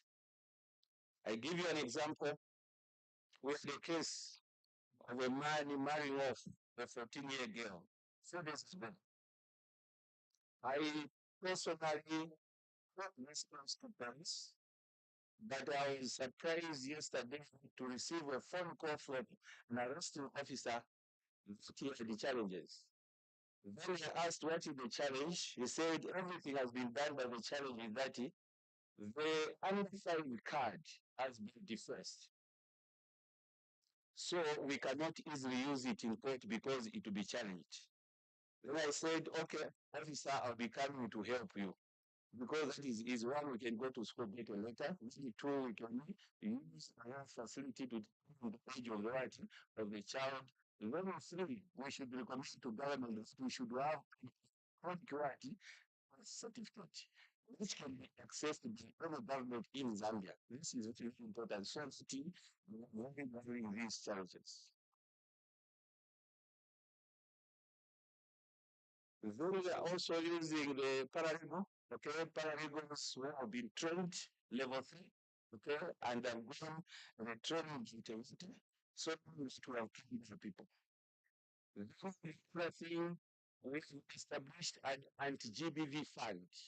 Okay, meaning that we have put in place a fund to help manage the fund which we are doing at the stop center. The question is, do we have an GBV fund established by the government? If this GBV fund is not there, I think it's important that we have a budget for the GBV issues so that we can easily fight these issues. Me too was checking here this youth. But what we have done with the palace is that we have established a youth advisory council. We believe that the youth should also be sitting at the palace to be advising the chief. And so this is a very important activity. The other is to support the team mothers. We have people who have been made pregnant, and then we have retrieved them from marriage. We have taken them back to school. The children remain at home. Okay? One thing like one gives you support. So what we have done is to develop a special fund. And in agriculture, farmers want input. I'm using my personal resources we bring fertilizer and the seeds to these teen mothers. So that when they're given this money, they cultivate, produce, then the food is given to the right to the prayer givers, and then the access is used to substitute their school to concentrate in school. Okay, I'm rounding up, Matthew. Okay. So we are encouraging mothers and children to take advantage of the government policies, which is very important. And then we are also looking at poverty elevation. Poverty elevation, very, very important. We are encouraging women to own land and give them secure land so that they can provide for themselves. I have allocated secure land to more than 3,000 women. Okay, so that the women can produce the food and have money to support their children. This is very, very important. Okay, lastly, is to ensure that all our people who are in the children are not deemed to be poor, because Zambia is not poor. And I'm going to mention it here that I'm not part of the people who call themselves poor. When God has given us a lot of resources in terms of minerals, in terms of land, in terms of water, in terms of sunshine. And so we must refuse to form cooperatives and ask the government to give our people mining licenses so that these our people can invest in their own resources, have money, and really delete the poverty issue. Now, DPP, you are very, very aggressive. And you have actually worked very hard to ensure that it was taken by other people in terms of motor vehicles and other things. These things have come back to government. As a center, we need to transform the one-stop center into a speed response center. It can only be a rapid response center if it has transport. And so if there is any law or policy which allows the department of government to donate these weapons to some of these centers that are private, center, kindly grant one go to us so that we can reach out, okay, to the people. Because we need what? We need sensitization. Why can the people know if they can be taught? How can they know? If they were supposed to teach them, cannot prove. So the not transport help us. And in our ways with money, please, we have a board, Chiefdom Development Trust. Don't give money to the chief because once the money enter the chief, you can't improve it. It's popular. We are informed of Chiefdom Development Trust, and it has got its own independent board. So if you want to donate and please see me for the account details, which give you and something that you finance directly to our trust and not using other keepers, because by the time money comes to us, it will be one way, but the money will be somewhere else. So donate directly. We need your support. The traditional leaders don't view us as gifts of witchcraft. Okay. Some people say the chiefs have their hearts to each other. Okay, now I'd like to assure you that chiefs of nowadays are quite enlightened, transformed, like educated. Just briefly, divinity, okay? Just a chief. But should understand and articulate these issues. Only that you should just give it to us. I've given you after a lot of issues. So next time, expect a lot from me. I'll teach you.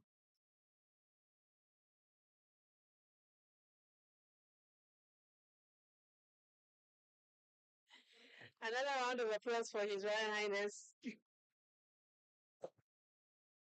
I hope DPP are taking note. We need 3 days of a conference for the Royal Highness.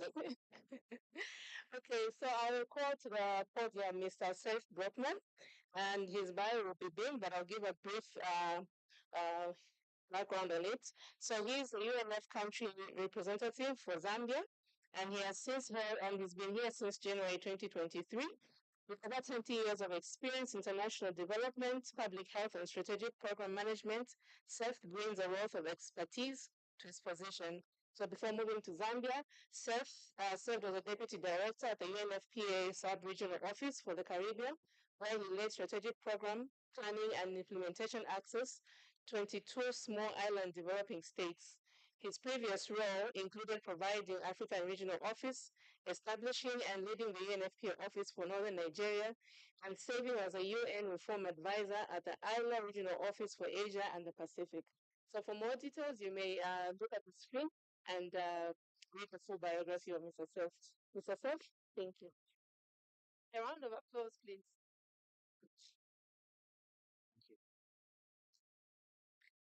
Good afternoon, everybody.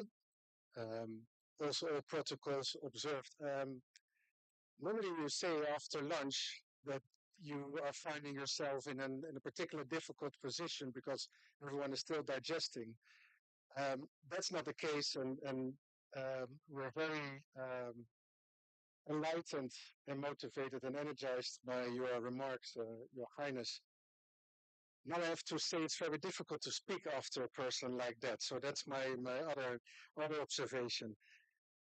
As the moderator mentioned, my name is Seth Brookman. I'm the representative for the United Nations Population Fund. For those who do not know that UNAIDS is the one with the orange circles at the back. And we have a mission that indicates that we're supporting the government, so therefore the government of Zambia, ensuring that every pregnancy is intended and every childbirth is safe and every young person's potential is being fulfilled. And I think particularly the last part of that mission statement is why I am here today. When we talk about young person's potential being fulfilled, we'll talk about the adolescence, the transition from childhood to adulthood. And part of our work that UNFPA is doing is also supporting the census. Now, we did a quick calculation at the moment, even though the statistics are from 2 years back, but the census indicates that we have at the moment 5.12 million boys and girls between the age of 10 and 19. So it's a huge cohort. And then making a statement that that group is transitioning safely and healthily, that's ambitious. But with amendments like we're discussing today, that ambition can become reality. So we were very pleased as UNFPA, and particularly in our collaboration with UNICEF, that we are doing globally an ending child marriage program. Very pleased, and even though it was December last year, we're actually still celebrating this milestone. The adjustment coming from the Children's Code Act with good intentions, but the need for the Marriage Amendment Act to take place, making it clear, as our Royal Highness said, outlawing child marriage. So the first step on behalf of the United Nations assistance, of course, making sure that there is awareness. And I would love to have the opportunities to sit with all of you representatives individually to understand what are the barriers, what are the difficulties you face in addressing child marriage in your respective locations, because awareness is critical. Also because we see that child marriage is a consequence and a cause of other areas that we see that are more than impactful in the area of health, well-being, and economic productivity.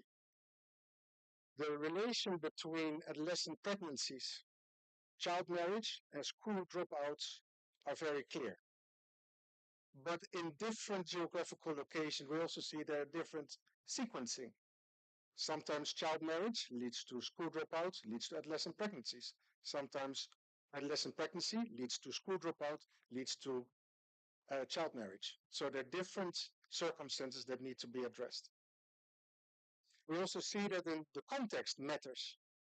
I do recall, like last year when I came and very happy to arrive in Zambia, I spoke with headman representative of chief in Monze. That was before the natural disaster. Now, after awareness raising and other activities that we implement in the area of life skills and health education, gender equality and women empowerment, um, other forms of behavior change, linkages between education and health services, ensuring that there are family planning methods available for those that require that.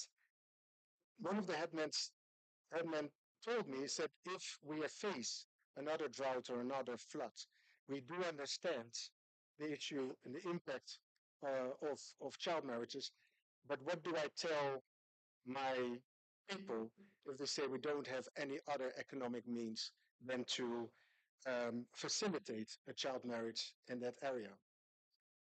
So awareness is critical, and part of the work that UNFPA is doing with partners like UNICEF and others is to ensure that both prevention and response are put in place. And I think the one-stop center, if we can lift it up to where health authorities, social welfare authorities, the judiciary, the police come together under umbrellas called the Essential Service Package for GBV survivors, to which we also integrate the survivors of child marriage and other harmful practices. It's very important that we see that from a case management perspective. And actually, I was more prepared for a panel where I was asked questions, but I'm happy to have this opportunity to speak. But also would like to ask you questions on issues that that we see are contributing to, if we really want to outlaw child marriage, what are the barriers or what are certain situations that we see require our attention? And there's one specific one, and the DPP and ourselves already had a discussion around it. The same with the Human Rights Commission, with the Ministry of Justice. I'm not a lawyer. I'm married to a lawyer, so I'm very comfortable sitting around among you. But one of the things that caught our eye is that, go back to the statistic of 5.12 million adolescents. We know that out of that, around 2.6 are adolescent girls. We know that there are 29%, according to 2018, so it's a little bit outdated, are married before the age of 18 when they're in the age group 20 to 24. So that means that while the amendment took place in December 2023, we are still likely have maybe not formal marriages, but unions of where at least one minor is still present. If we really committed to leave no one behind, I would be very keen, and maybe I can pose that as a question as I wrap up, of can we have that discussion? How do you, from your different locations and the different backgrounds and process that you see, how can we ensure that we not only prevent from child marriage to happen from now onwards, but how do we actually address those that are in marriage or are in union at the moment, and how can we protect those, mostly girls, but also boys, as best to as we can best possibly do, understanding also the do no harm principle. And I think that's where your expertise comes in. So in short, we are working very closely together with the NPA on ensuring that there is awareness, on making sure when there is a moment where from the police side there is justice tools required, like last year with the police, with the DPP, with the other development partners, we launched the revised Zambia Police Form 32, just to make sure that we have the tool, we have the skills, we have the availability to actually ensure that there is justice for those that have the right to have so. So with that, I was very honored to be part of the panel with the previous two speakers, and I am happy to go into much more of a dialogue hereafter. Thank you very much.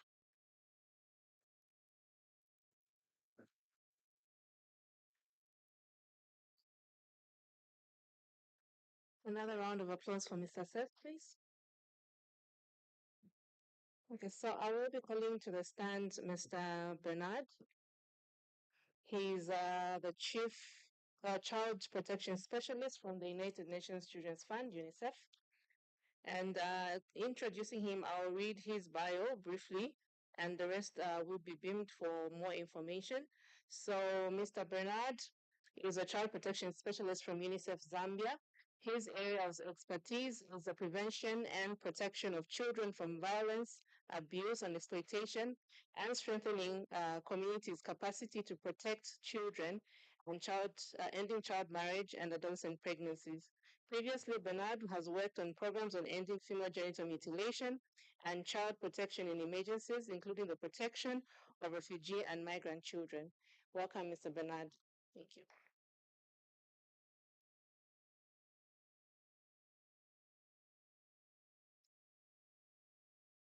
The Director, the Prosecutions, Mr. Seth, Representative UNFPA, Her Highness Chief Chamuka, distinguished prosecutors, ladies and gentlemen, congrats. Thus, before I start making my remarks, a disclaimer that as has been mentioned, I'm a social worker, I'm a social anthropologist. I've never been before a prosecutor before. This is the closest I've come. And so many of you, for that matter, it's a bit scary, but I'm myself with confidence. I'm a bit shaky, but I hope I'll survive. I don't aspire to meet you in your official role and space because I've never done it. Said I will work in the UNICEF Zambia as a child protection specialist. I'm coordinating the program. So Mr. Seth has referred to on ending child marriage. And I firmly believe that, yes, we can achieve that objective in the year 2030. Let me start by saying that child marriage is a protection issue. So that's a lens I wish to give it from a layman's perspective to you, because that's our reality. It's a protection issue. So as I'll be speaking, I'll be throwing in challenge to you that when such a situation comes to you, how do you handle it as a prosecutor? Mr. Sen has referred to a number of statistics. I'll add to that. One of the things which is our reality we have to face is that Randstad did release a report, food amnesia, based on data that was in 2022-2023, that shows that 6.6 million children in Zambia, which is 70%, face mental health privations. They live in an environment of states that cannot be met. That's a fact. The environment in which they live does not provide them the basics that they require to nourish their growth, development, and acquire the skills they need in life.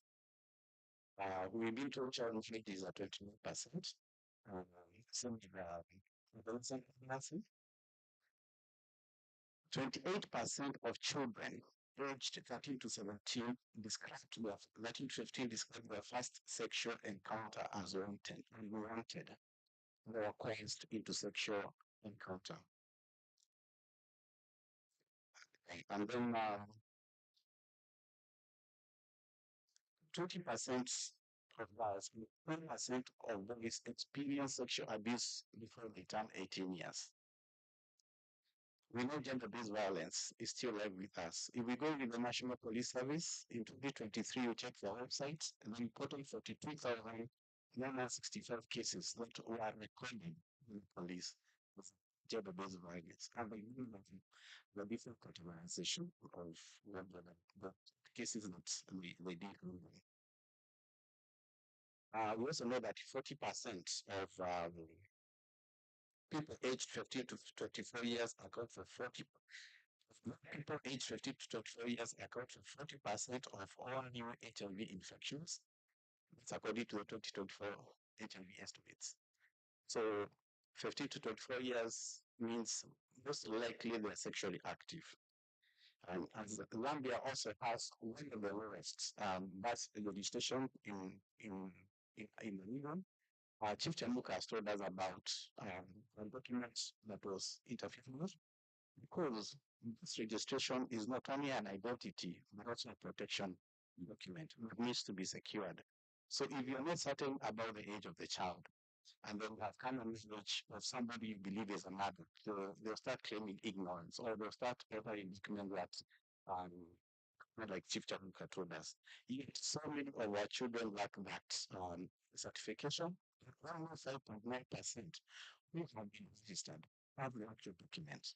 So this is something that we need to move. So in order to topic Child Marriage Act number 13 of 2023 implications on the offense of child marriage and the defilement in Zambia. So we all know defilement from my layman's perspective. I know defilement as any sexual intercourse with a child under the age of 18 years or the child consents. Whether there's consent or not, the sexual encounter defilement, the one under 18 years is. And I think enough to the victim the law is speaking about, and it's when the issues we're taking to speak to.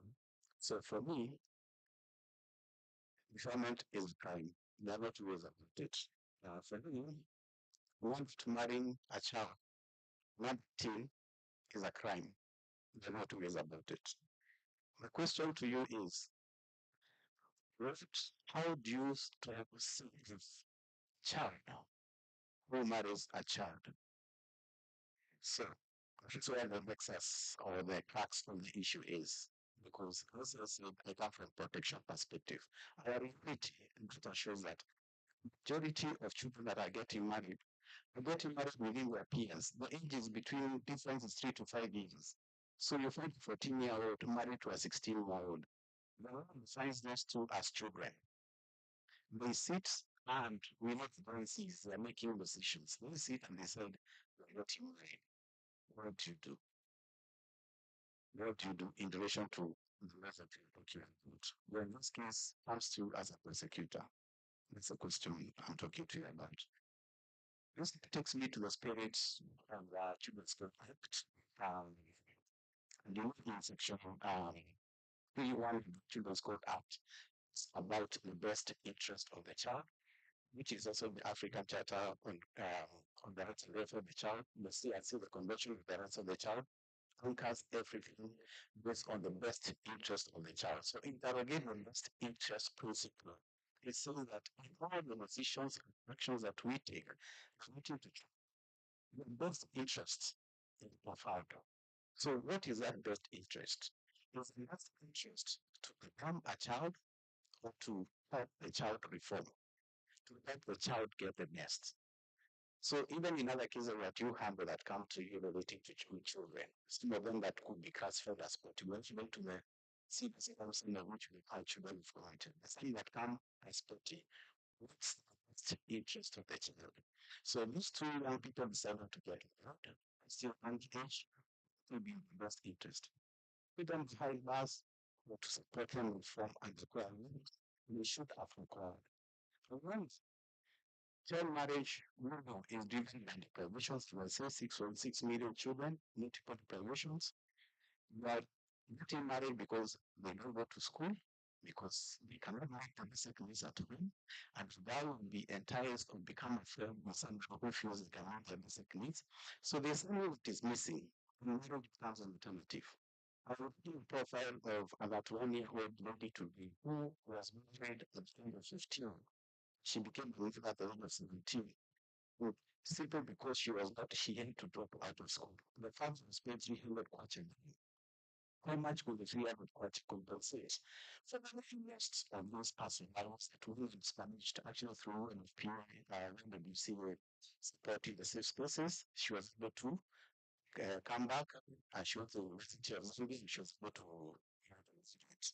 so the spirit of the Children's Code Act as a leader, in my opinion, protects children.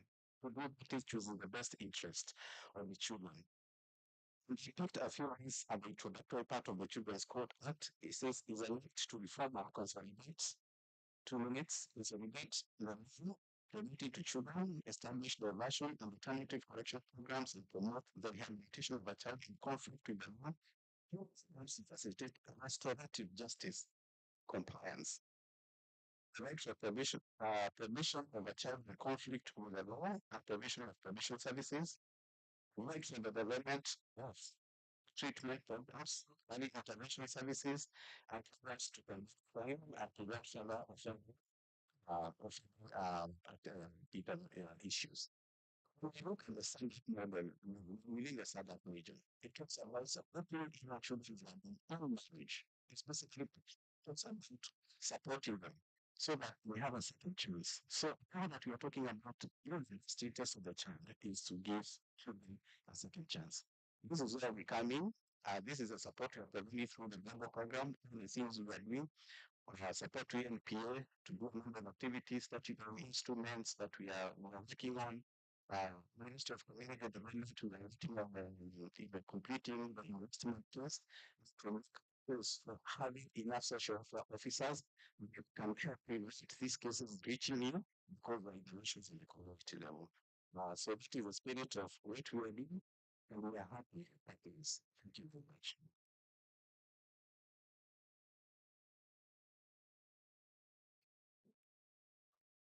Can we give him a clap one more time?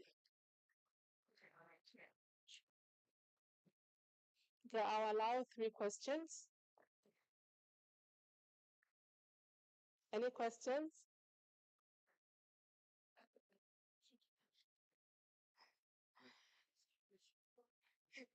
The chief says you are scared of asking him. Okay, while we're looking for a hand, I have one question directed to the Chief State Advocate. Perhaps maybe you can shed more light in terms of the age of sexual consent and marriage, what the difference is.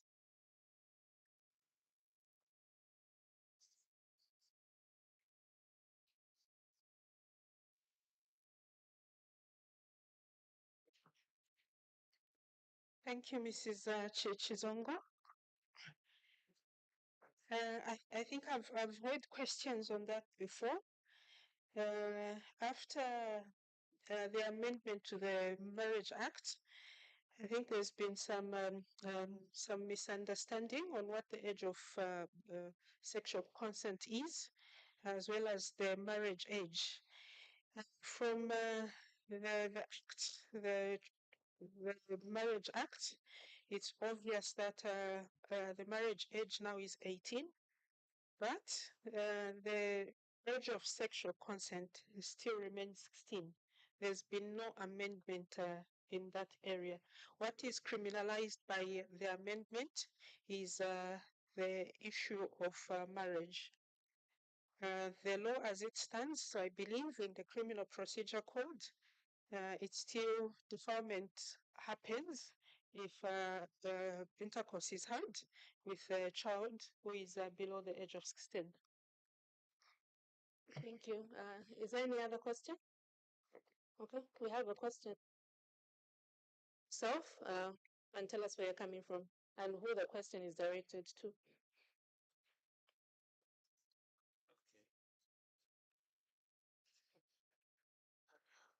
Good afternoon. My name's John Simagesi from Ndola, National Prosecutions.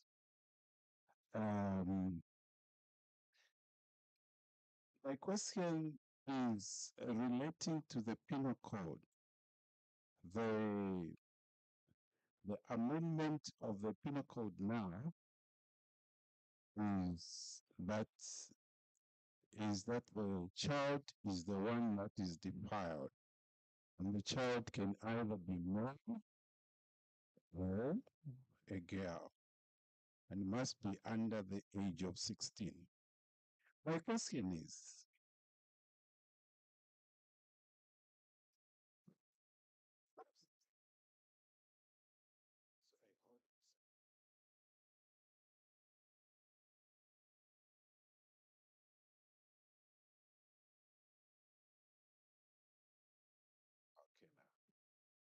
my question is, if 2 kids are caught having sexual intercourse.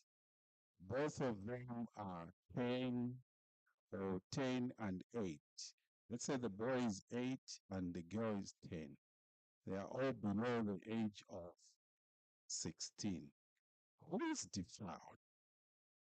And what are we supposed to charge? Because I've seen the practice, we've been charging the boys, but the amendment now is that the one who is defiled is a child, according to the penal code. Thank you.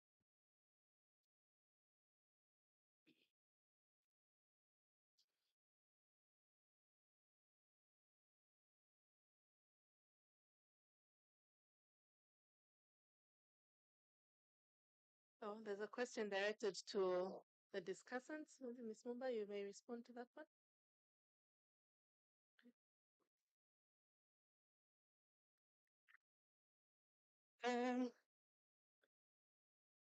I know Mrs. Hambai calls those relationships Romeo and Juliet relationships.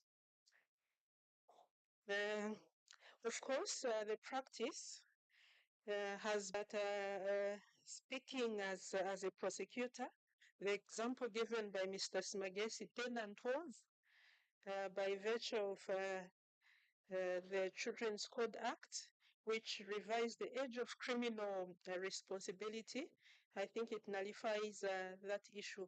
None of the two would be charged, 8 and 10. But where it's borderline cases, possibly 15, 14, it's still difficult. Chances are that the boy would still be charged. I always remember my lecturer in criminal law who used to say that if a boy doesn't want, or a man, they can't be forced.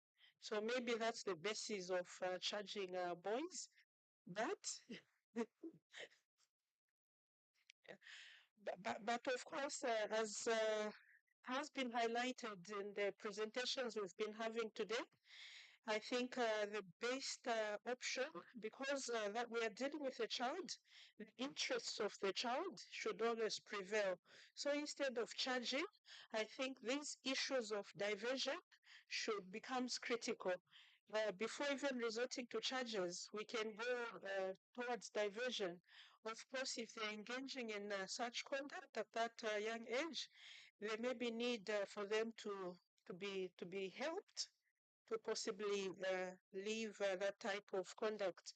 So instead of charging, we'll go by way of diversion in dealing with the matter. I submit.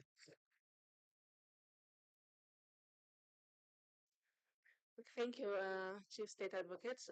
I've been advised that our judge wants to respond to the question as well, so we'll give him an opportunity. Honorable Justice Mchenga. Okay, good afternoon. I think if you look at the wording of the offense of defilement as it now stands, is saying has carnal knowledge or something to that effect. It's basically having sexual intercourse. So it means a boy or a girl can be charged. But should you decide to charge, what you should be looking at is who was more in control. That is what you should be looking at. So it is possible to charge a girl if you come to the conclusion that the girl was more controlling. Yes. But as it turns out, on many occasions, it's the boy who is in a more controlling position. But ultimately, there's diversion. So that is what you look out for. It can be charged. It's not the younger or the older one who can be charged, but the one who appears to be more in control of the transaction.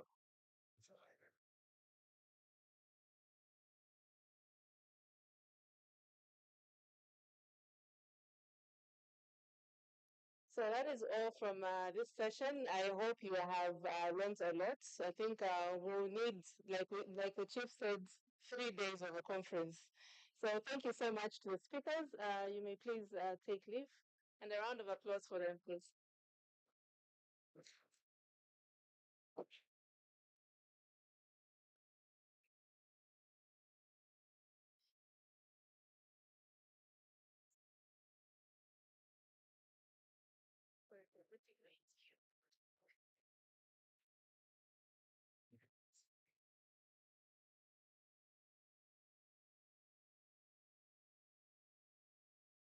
What a refreshing sessions. We've learned new words, transactions. Few housekeeping issues before we go to the next presentation. There is which is going around. It's got two QR codes. One is for the feedback. We would like to get feedback from you in relation to how this conference has been. Feedback is really important so that we can improve and do better next year. So kindly ensure that be brutally honest as you can. Give us the feedback we need so that we can do better in relation to the sessions, the venue, the speakers, everything which you can think about. Our other one is for the biographies for all the speakers. So we didn't go through the biographies for everyone due to the time constraints, but you have the bios for everyone. You can read them and you can reach out to them. With that said, I have the honor and privilege to welcome my former boss, who was a DPP when we joined the DPP's chambers in 2007, and his favorite word was apply yourself. So everyone has agreed on this. So Judge Muchanga will give the bucket of 2 pages and tell you to apply yourself. You must find an offense. We read the penal code from page to page. He used to call it our Bible. We knew the penal code, and he said the penal code has 3 offenses for any set of facts. On the CPC, the penal code was our Bible. So please help me welcome this phenomenal man to the podium. Thank you very much.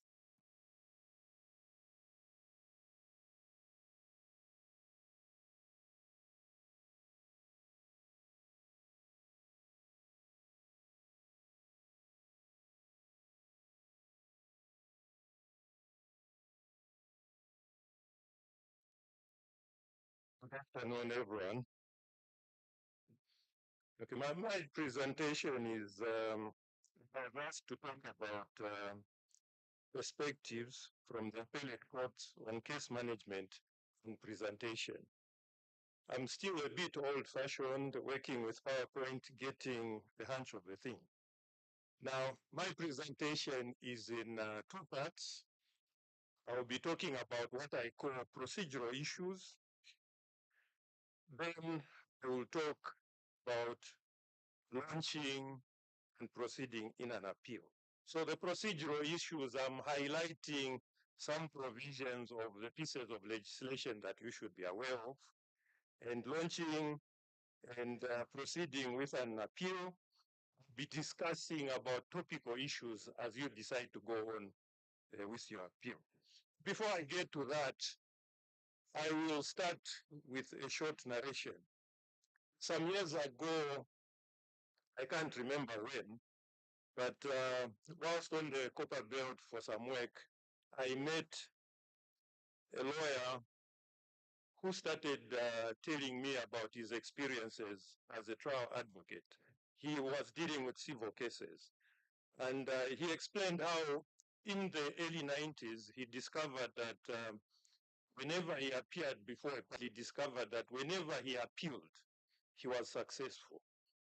With time, he came to the conclusion that the High Court was his avenue to the Supreme Court at that time. So he prepared his trials for appeal because he was certain that he was not going to be successful. And why do I talk about this? I talk about it in the context of my presentation that an appeal is dependent on an initial good prosecution during a trial. If you poorly handle your trial, it becomes difficult on appeal. We like joking with judges in the Supreme Court and the Court of Appeal how some bad prosecutions have turned us into malukulas. We need to look for something to sustain the case because a bad job was done. We all know about the doctrine, we know about the principle of a single identifying witness. We know about that. I take it we all know about a single identifying witness. Now, when you are prosecuting a case that is anchored on a single identifying witness, you know what you must deal with. You need to look at the lighting, you need to look at the duration of the exposure, you need to look at the circumstances. The investigator will gather all that information for you. It is you, the prosecutor, who leads the witness.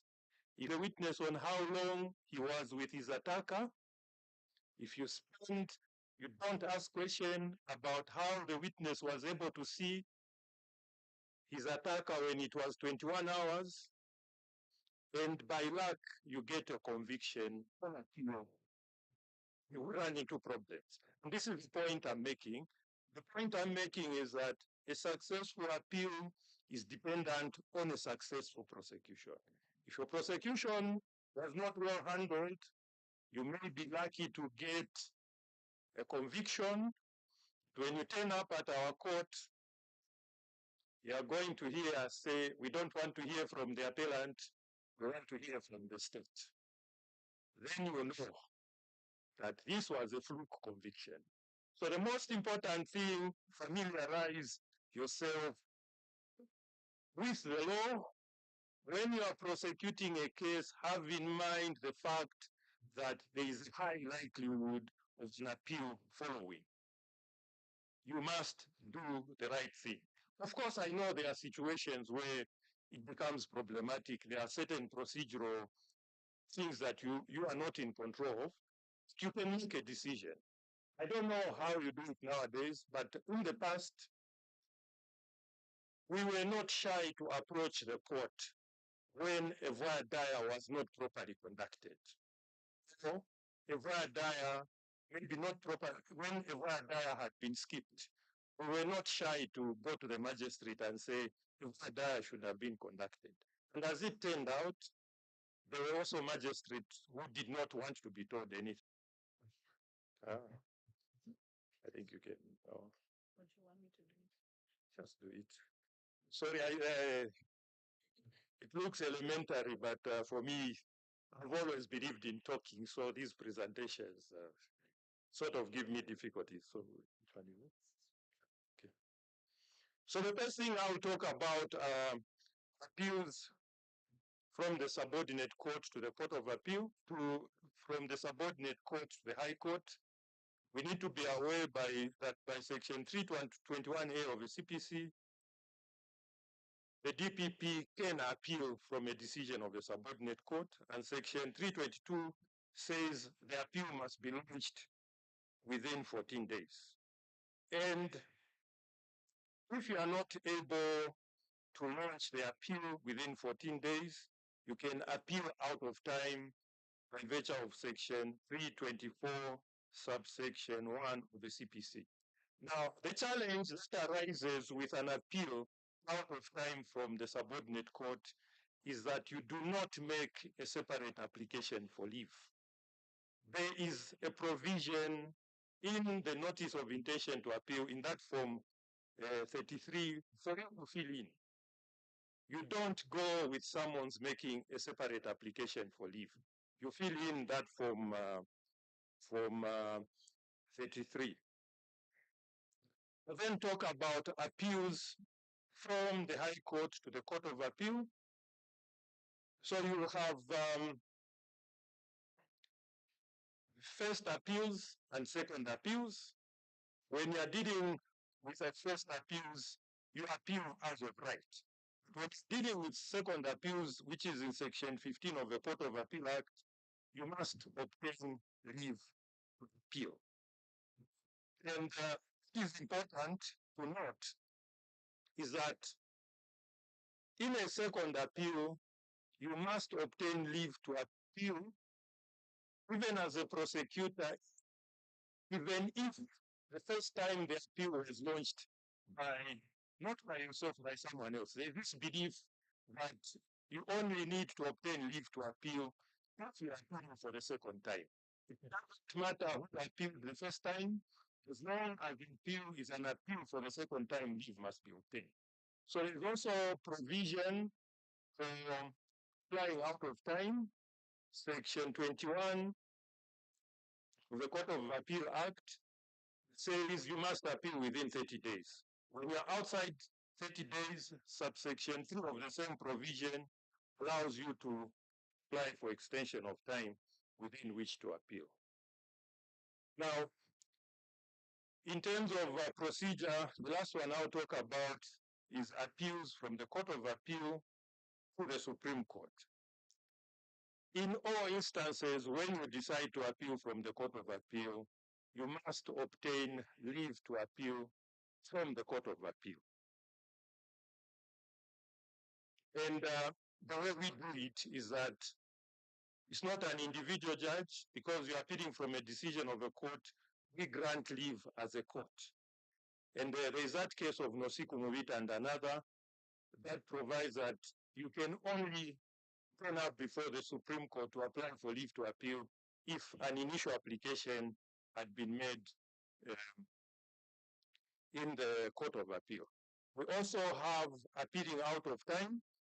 The Court of Appeal Act provides that you must appeal within Section 13, subsection 2 provides that you must appeal within 14 days of the judgment of the Court of Appeal. And at the expiry of that period, Section 21, subsection 3 of the Act allows you to extend time within which to appeal.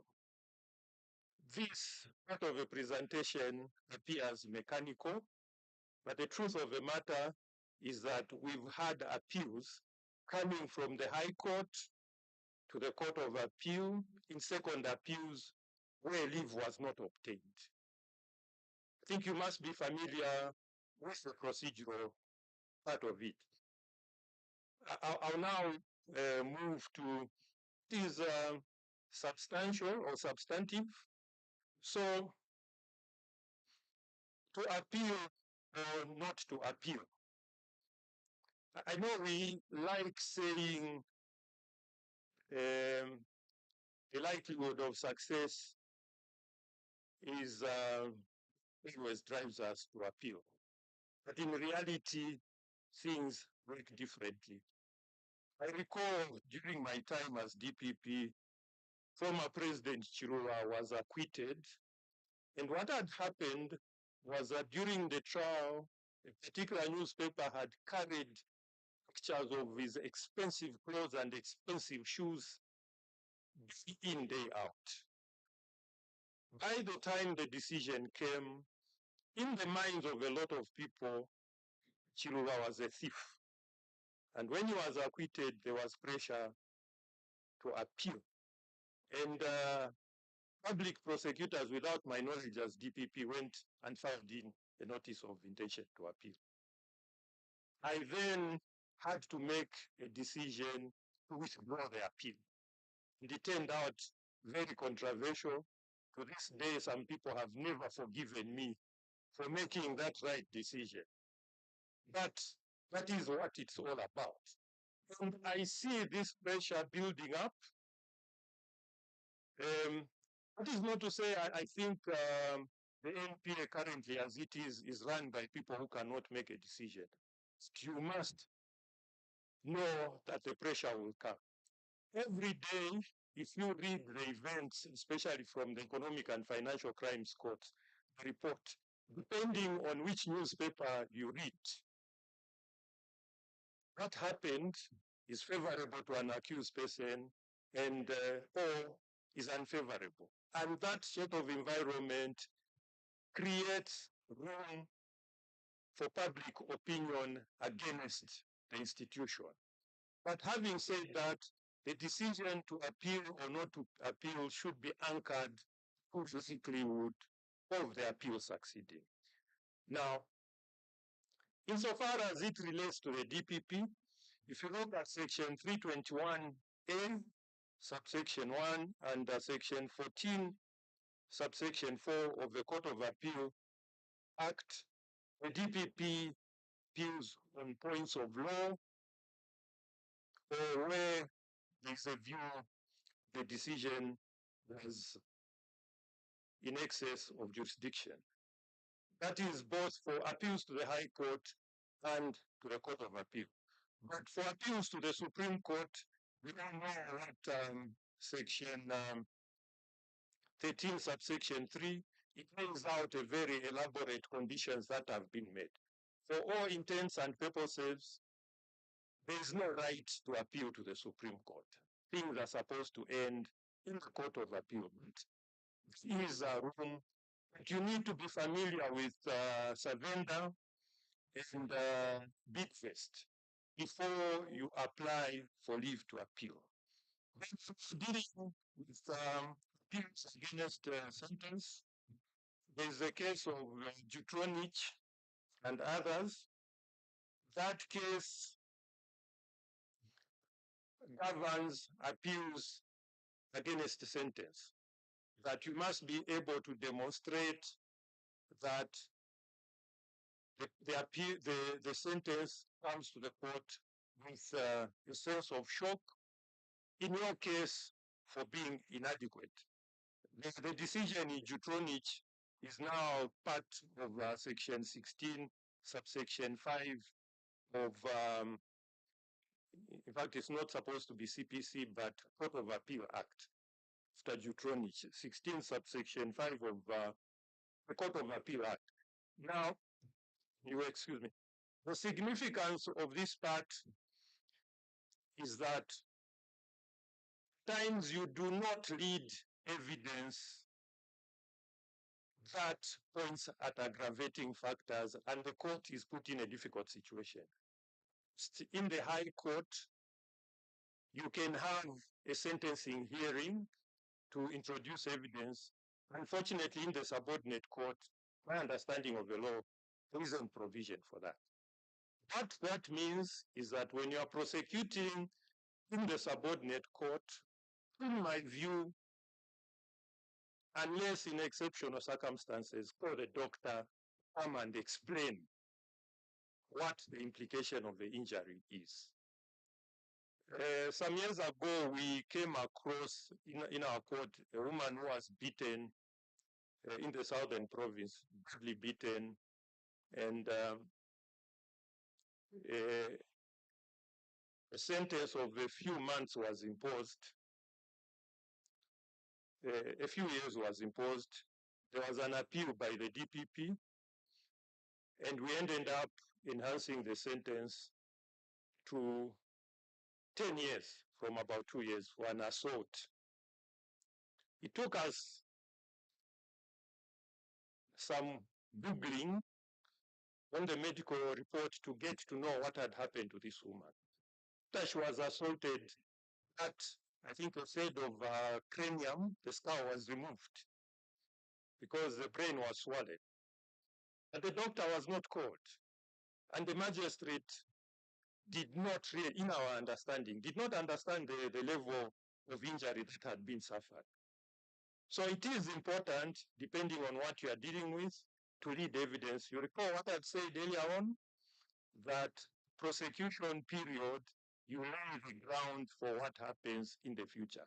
If you do not include evidence, it becomes problematic as you move on.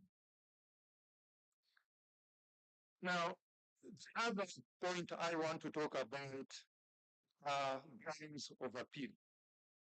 For appeals from the subordinate court to the High Court, the form in form 33 of the CPC sets out a part where you must include grounds of appeal.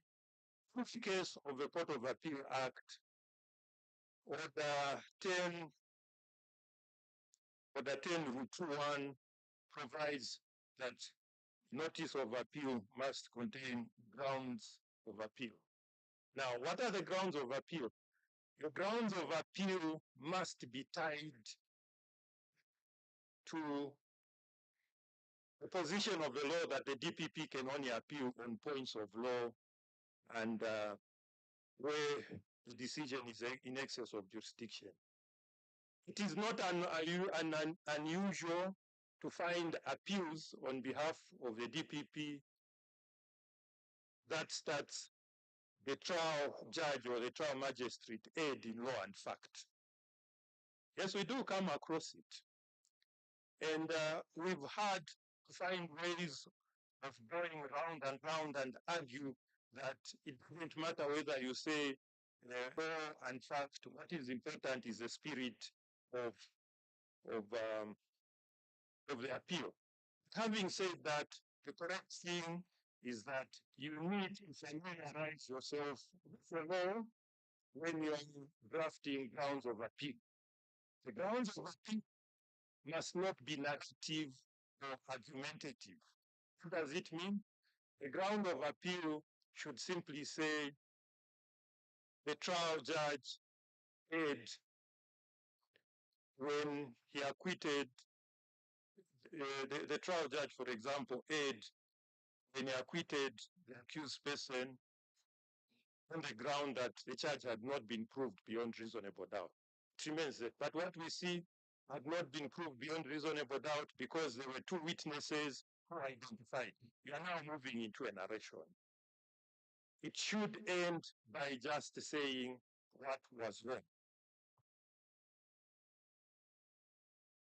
Now that is basically grounds of appeal. I now move to the approach in presenting the appeal. So according to Order 10 of the Court of Appeal rules, you have the option of filing in heads of argument or coming to argue viva voce. I'll tell you that in the many years that I spent in DPP's office, I have no recollection of ever filing heads of argument. I have no recollection of ever filing submissions, written submission. We used to go and argue, and we argued to the point. However, there is no harm with you filing in. The case that I've put there is a civil case, Diego Casiri and Access Bank and others. In that case, the heads of argument had 196 pages. 196 pages. And it compelled the Court of Appeal to make a decision that we were not going to accept heads of argument that were more than 30 pages, unless in exceptional circumstances. And we mentioned that heads of arguments are heads. Why is it that when you are arguing on circumstantial evidence, you refer to the case of Zulu and Saidi Panda? What is the difference between these two cases? Why do you refer to the two of them? They talk about the same thing. So why are you referring to three cases that are talking about the same point? Why are you then lifting one page from the judgment and putting in your submissions? Why are you in your submission saying PW1 said this in cross-examination, he said, PW2 said this in cross-examination? When your appeal is on a point of law and not on a question of fact. They are written arguments. That is what they are. So that is one downside that we see. And a lot of you have difficulties in arguing a case. Even after you filed in those 30-page skeleton arguments, you still turn up and you say you want to augment or to highlight. We know how to read. But probably we understand why you want to highlight, because you've ended up with a lengthy submission that is full of stuff that should not have been there. in the first place. It's up to you. But the point is, there are heads of argument. In this particular case, judges were making reference to, I think, decisions from Zimbabwe and South Africa, where some submissions were described as being dissertations and not submissions. Because they make reference to all the wrong, cases on a particular point. So the point I want to make there is that when you are presenting your case, should your file be to the point? Should you decide to present oral arguments be to the point? I've told you that during my time, I have no recollection of ever filing head of argument in response, because the way we prepared for an appeal, we prepared for it in a reverse situation. When we were reading the appeal, the approach was, if I am going to file the appeal, what are the weak points in this conviction? When you identify the weak points, is there any evidence that can be used to cover this? So we used to come prepared. Maybe it's how things were happening that time, because I can tell you, we never got cases stood down or adjourned, even if the heads of argument were filed that particular moment. So we used to go prepared. I'm not saying you should do the same thing. We allow you to file in, but you need to be ready to respond. So when you are preparing your appeal, look out the law. But even as you prepare your appeal, you need to be familiar with the law, substantive law, because you will not be able to argue an appeal if you do not know the substantive law. You will not be able to prosecute a case if you do not know the substantive law. Neither will you be able to decide on the grounds of appeal, let alone argue the appeal when you do not know the substantive law. So it's very important that you take time to know the substantive law. Now, the last point I will talk about is responding to appeals and cross appeals. The DPP rarely appeals. We've got no quarrel with that. We are not insisting that there should always be appeals from the DPP. But we have difficulties when we find a state advocate turning up and saying, we are requesting that this court makes a pronouncement on this particular point. Why didn't you appeal? So if you see something irregular, you can't request us make a pronouncement if you did not appeal on that.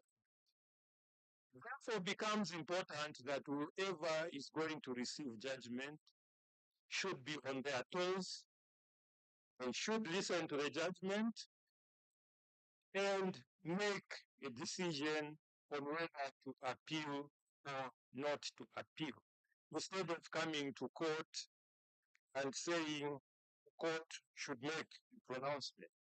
Now, the last point I want to make, which has come as there is the case stated procedure,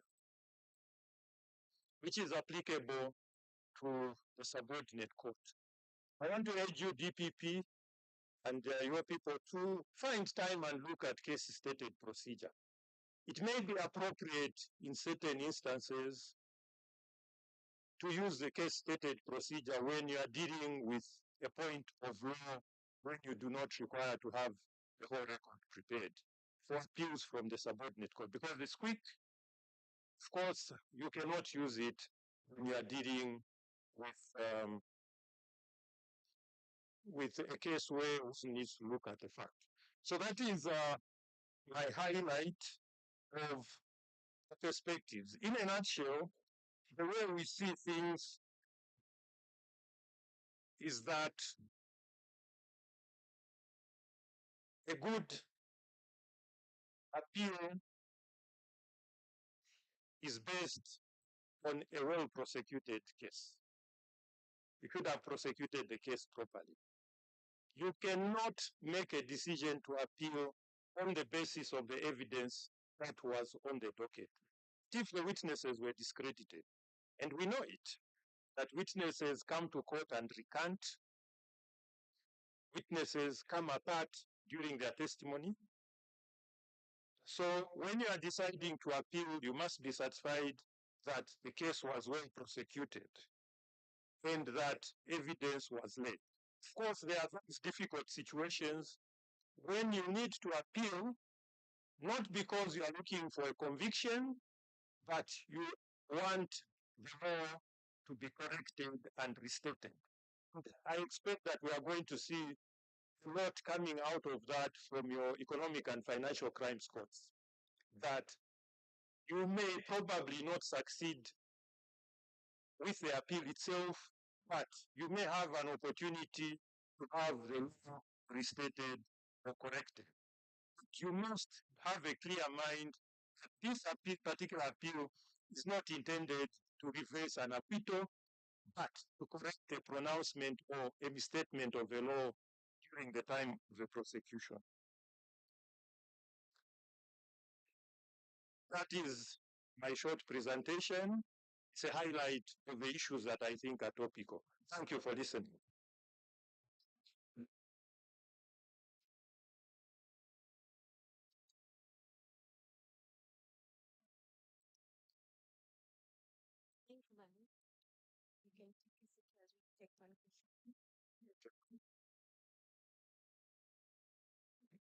You don't know how to salute the bench, his lordship, when he's in front of you, whether to bow.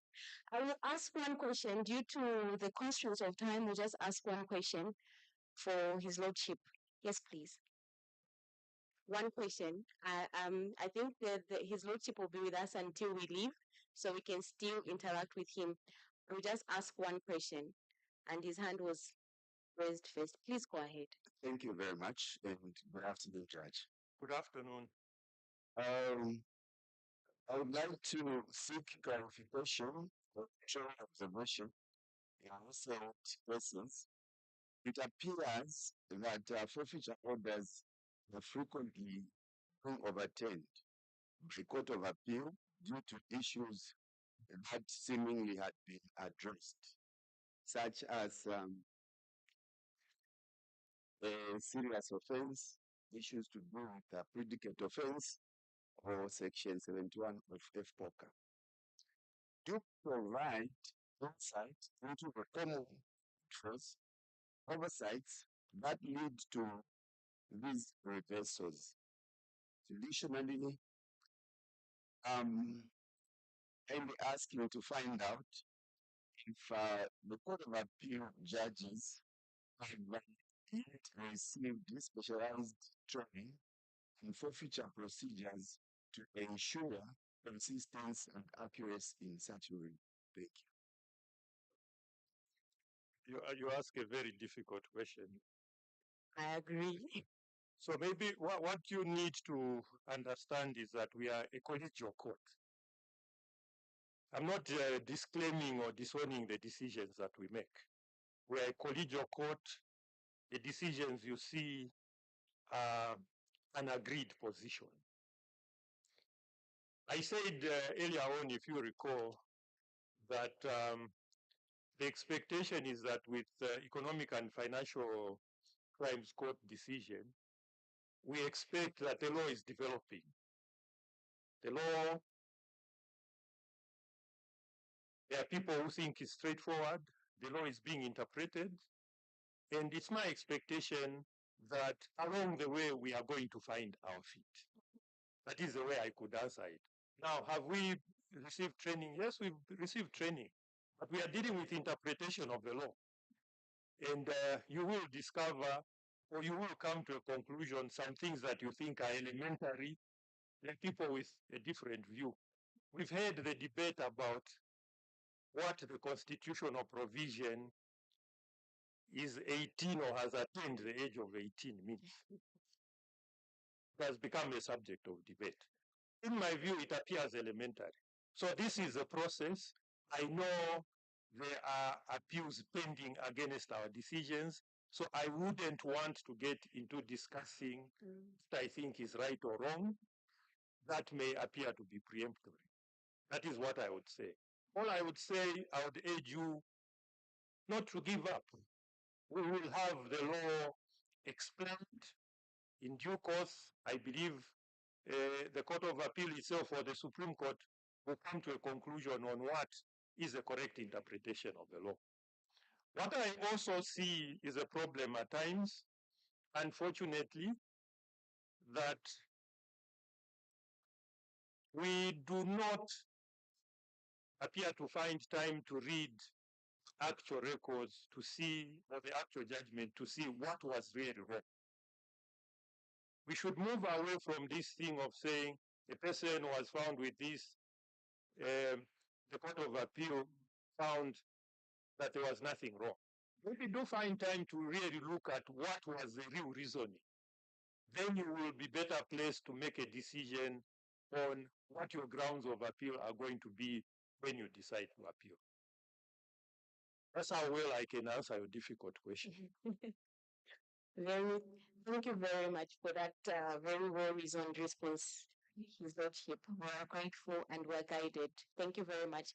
Please, I know there are a lot of questions, but due to time, we'll ask that you have a tete-a-tete with His Lordship before the end of this conference. Your Lordship, thank you very much for according us this time. Please give His Lordship another round of applause. Thank you very much. We'll go straight into the last panel of this conference, last panel of the day and the last panel of the conference. And I'll call upon Mr. Clean Banda to assist us in moderating this team. Thank you very much.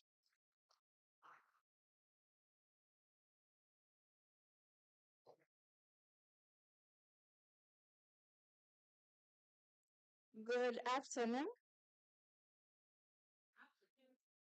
Our next topic is contemporary trends in DNA forensic analysis in Zambia. I'll call upon the speakers, starting with Dr.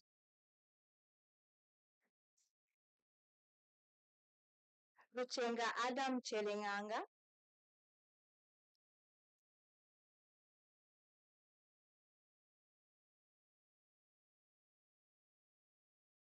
Thank you for that round of applause.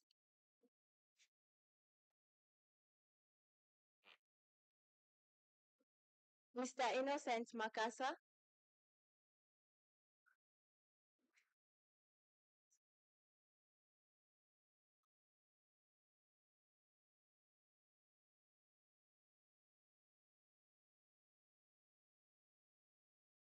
Brigadier General Lawson Smapuka.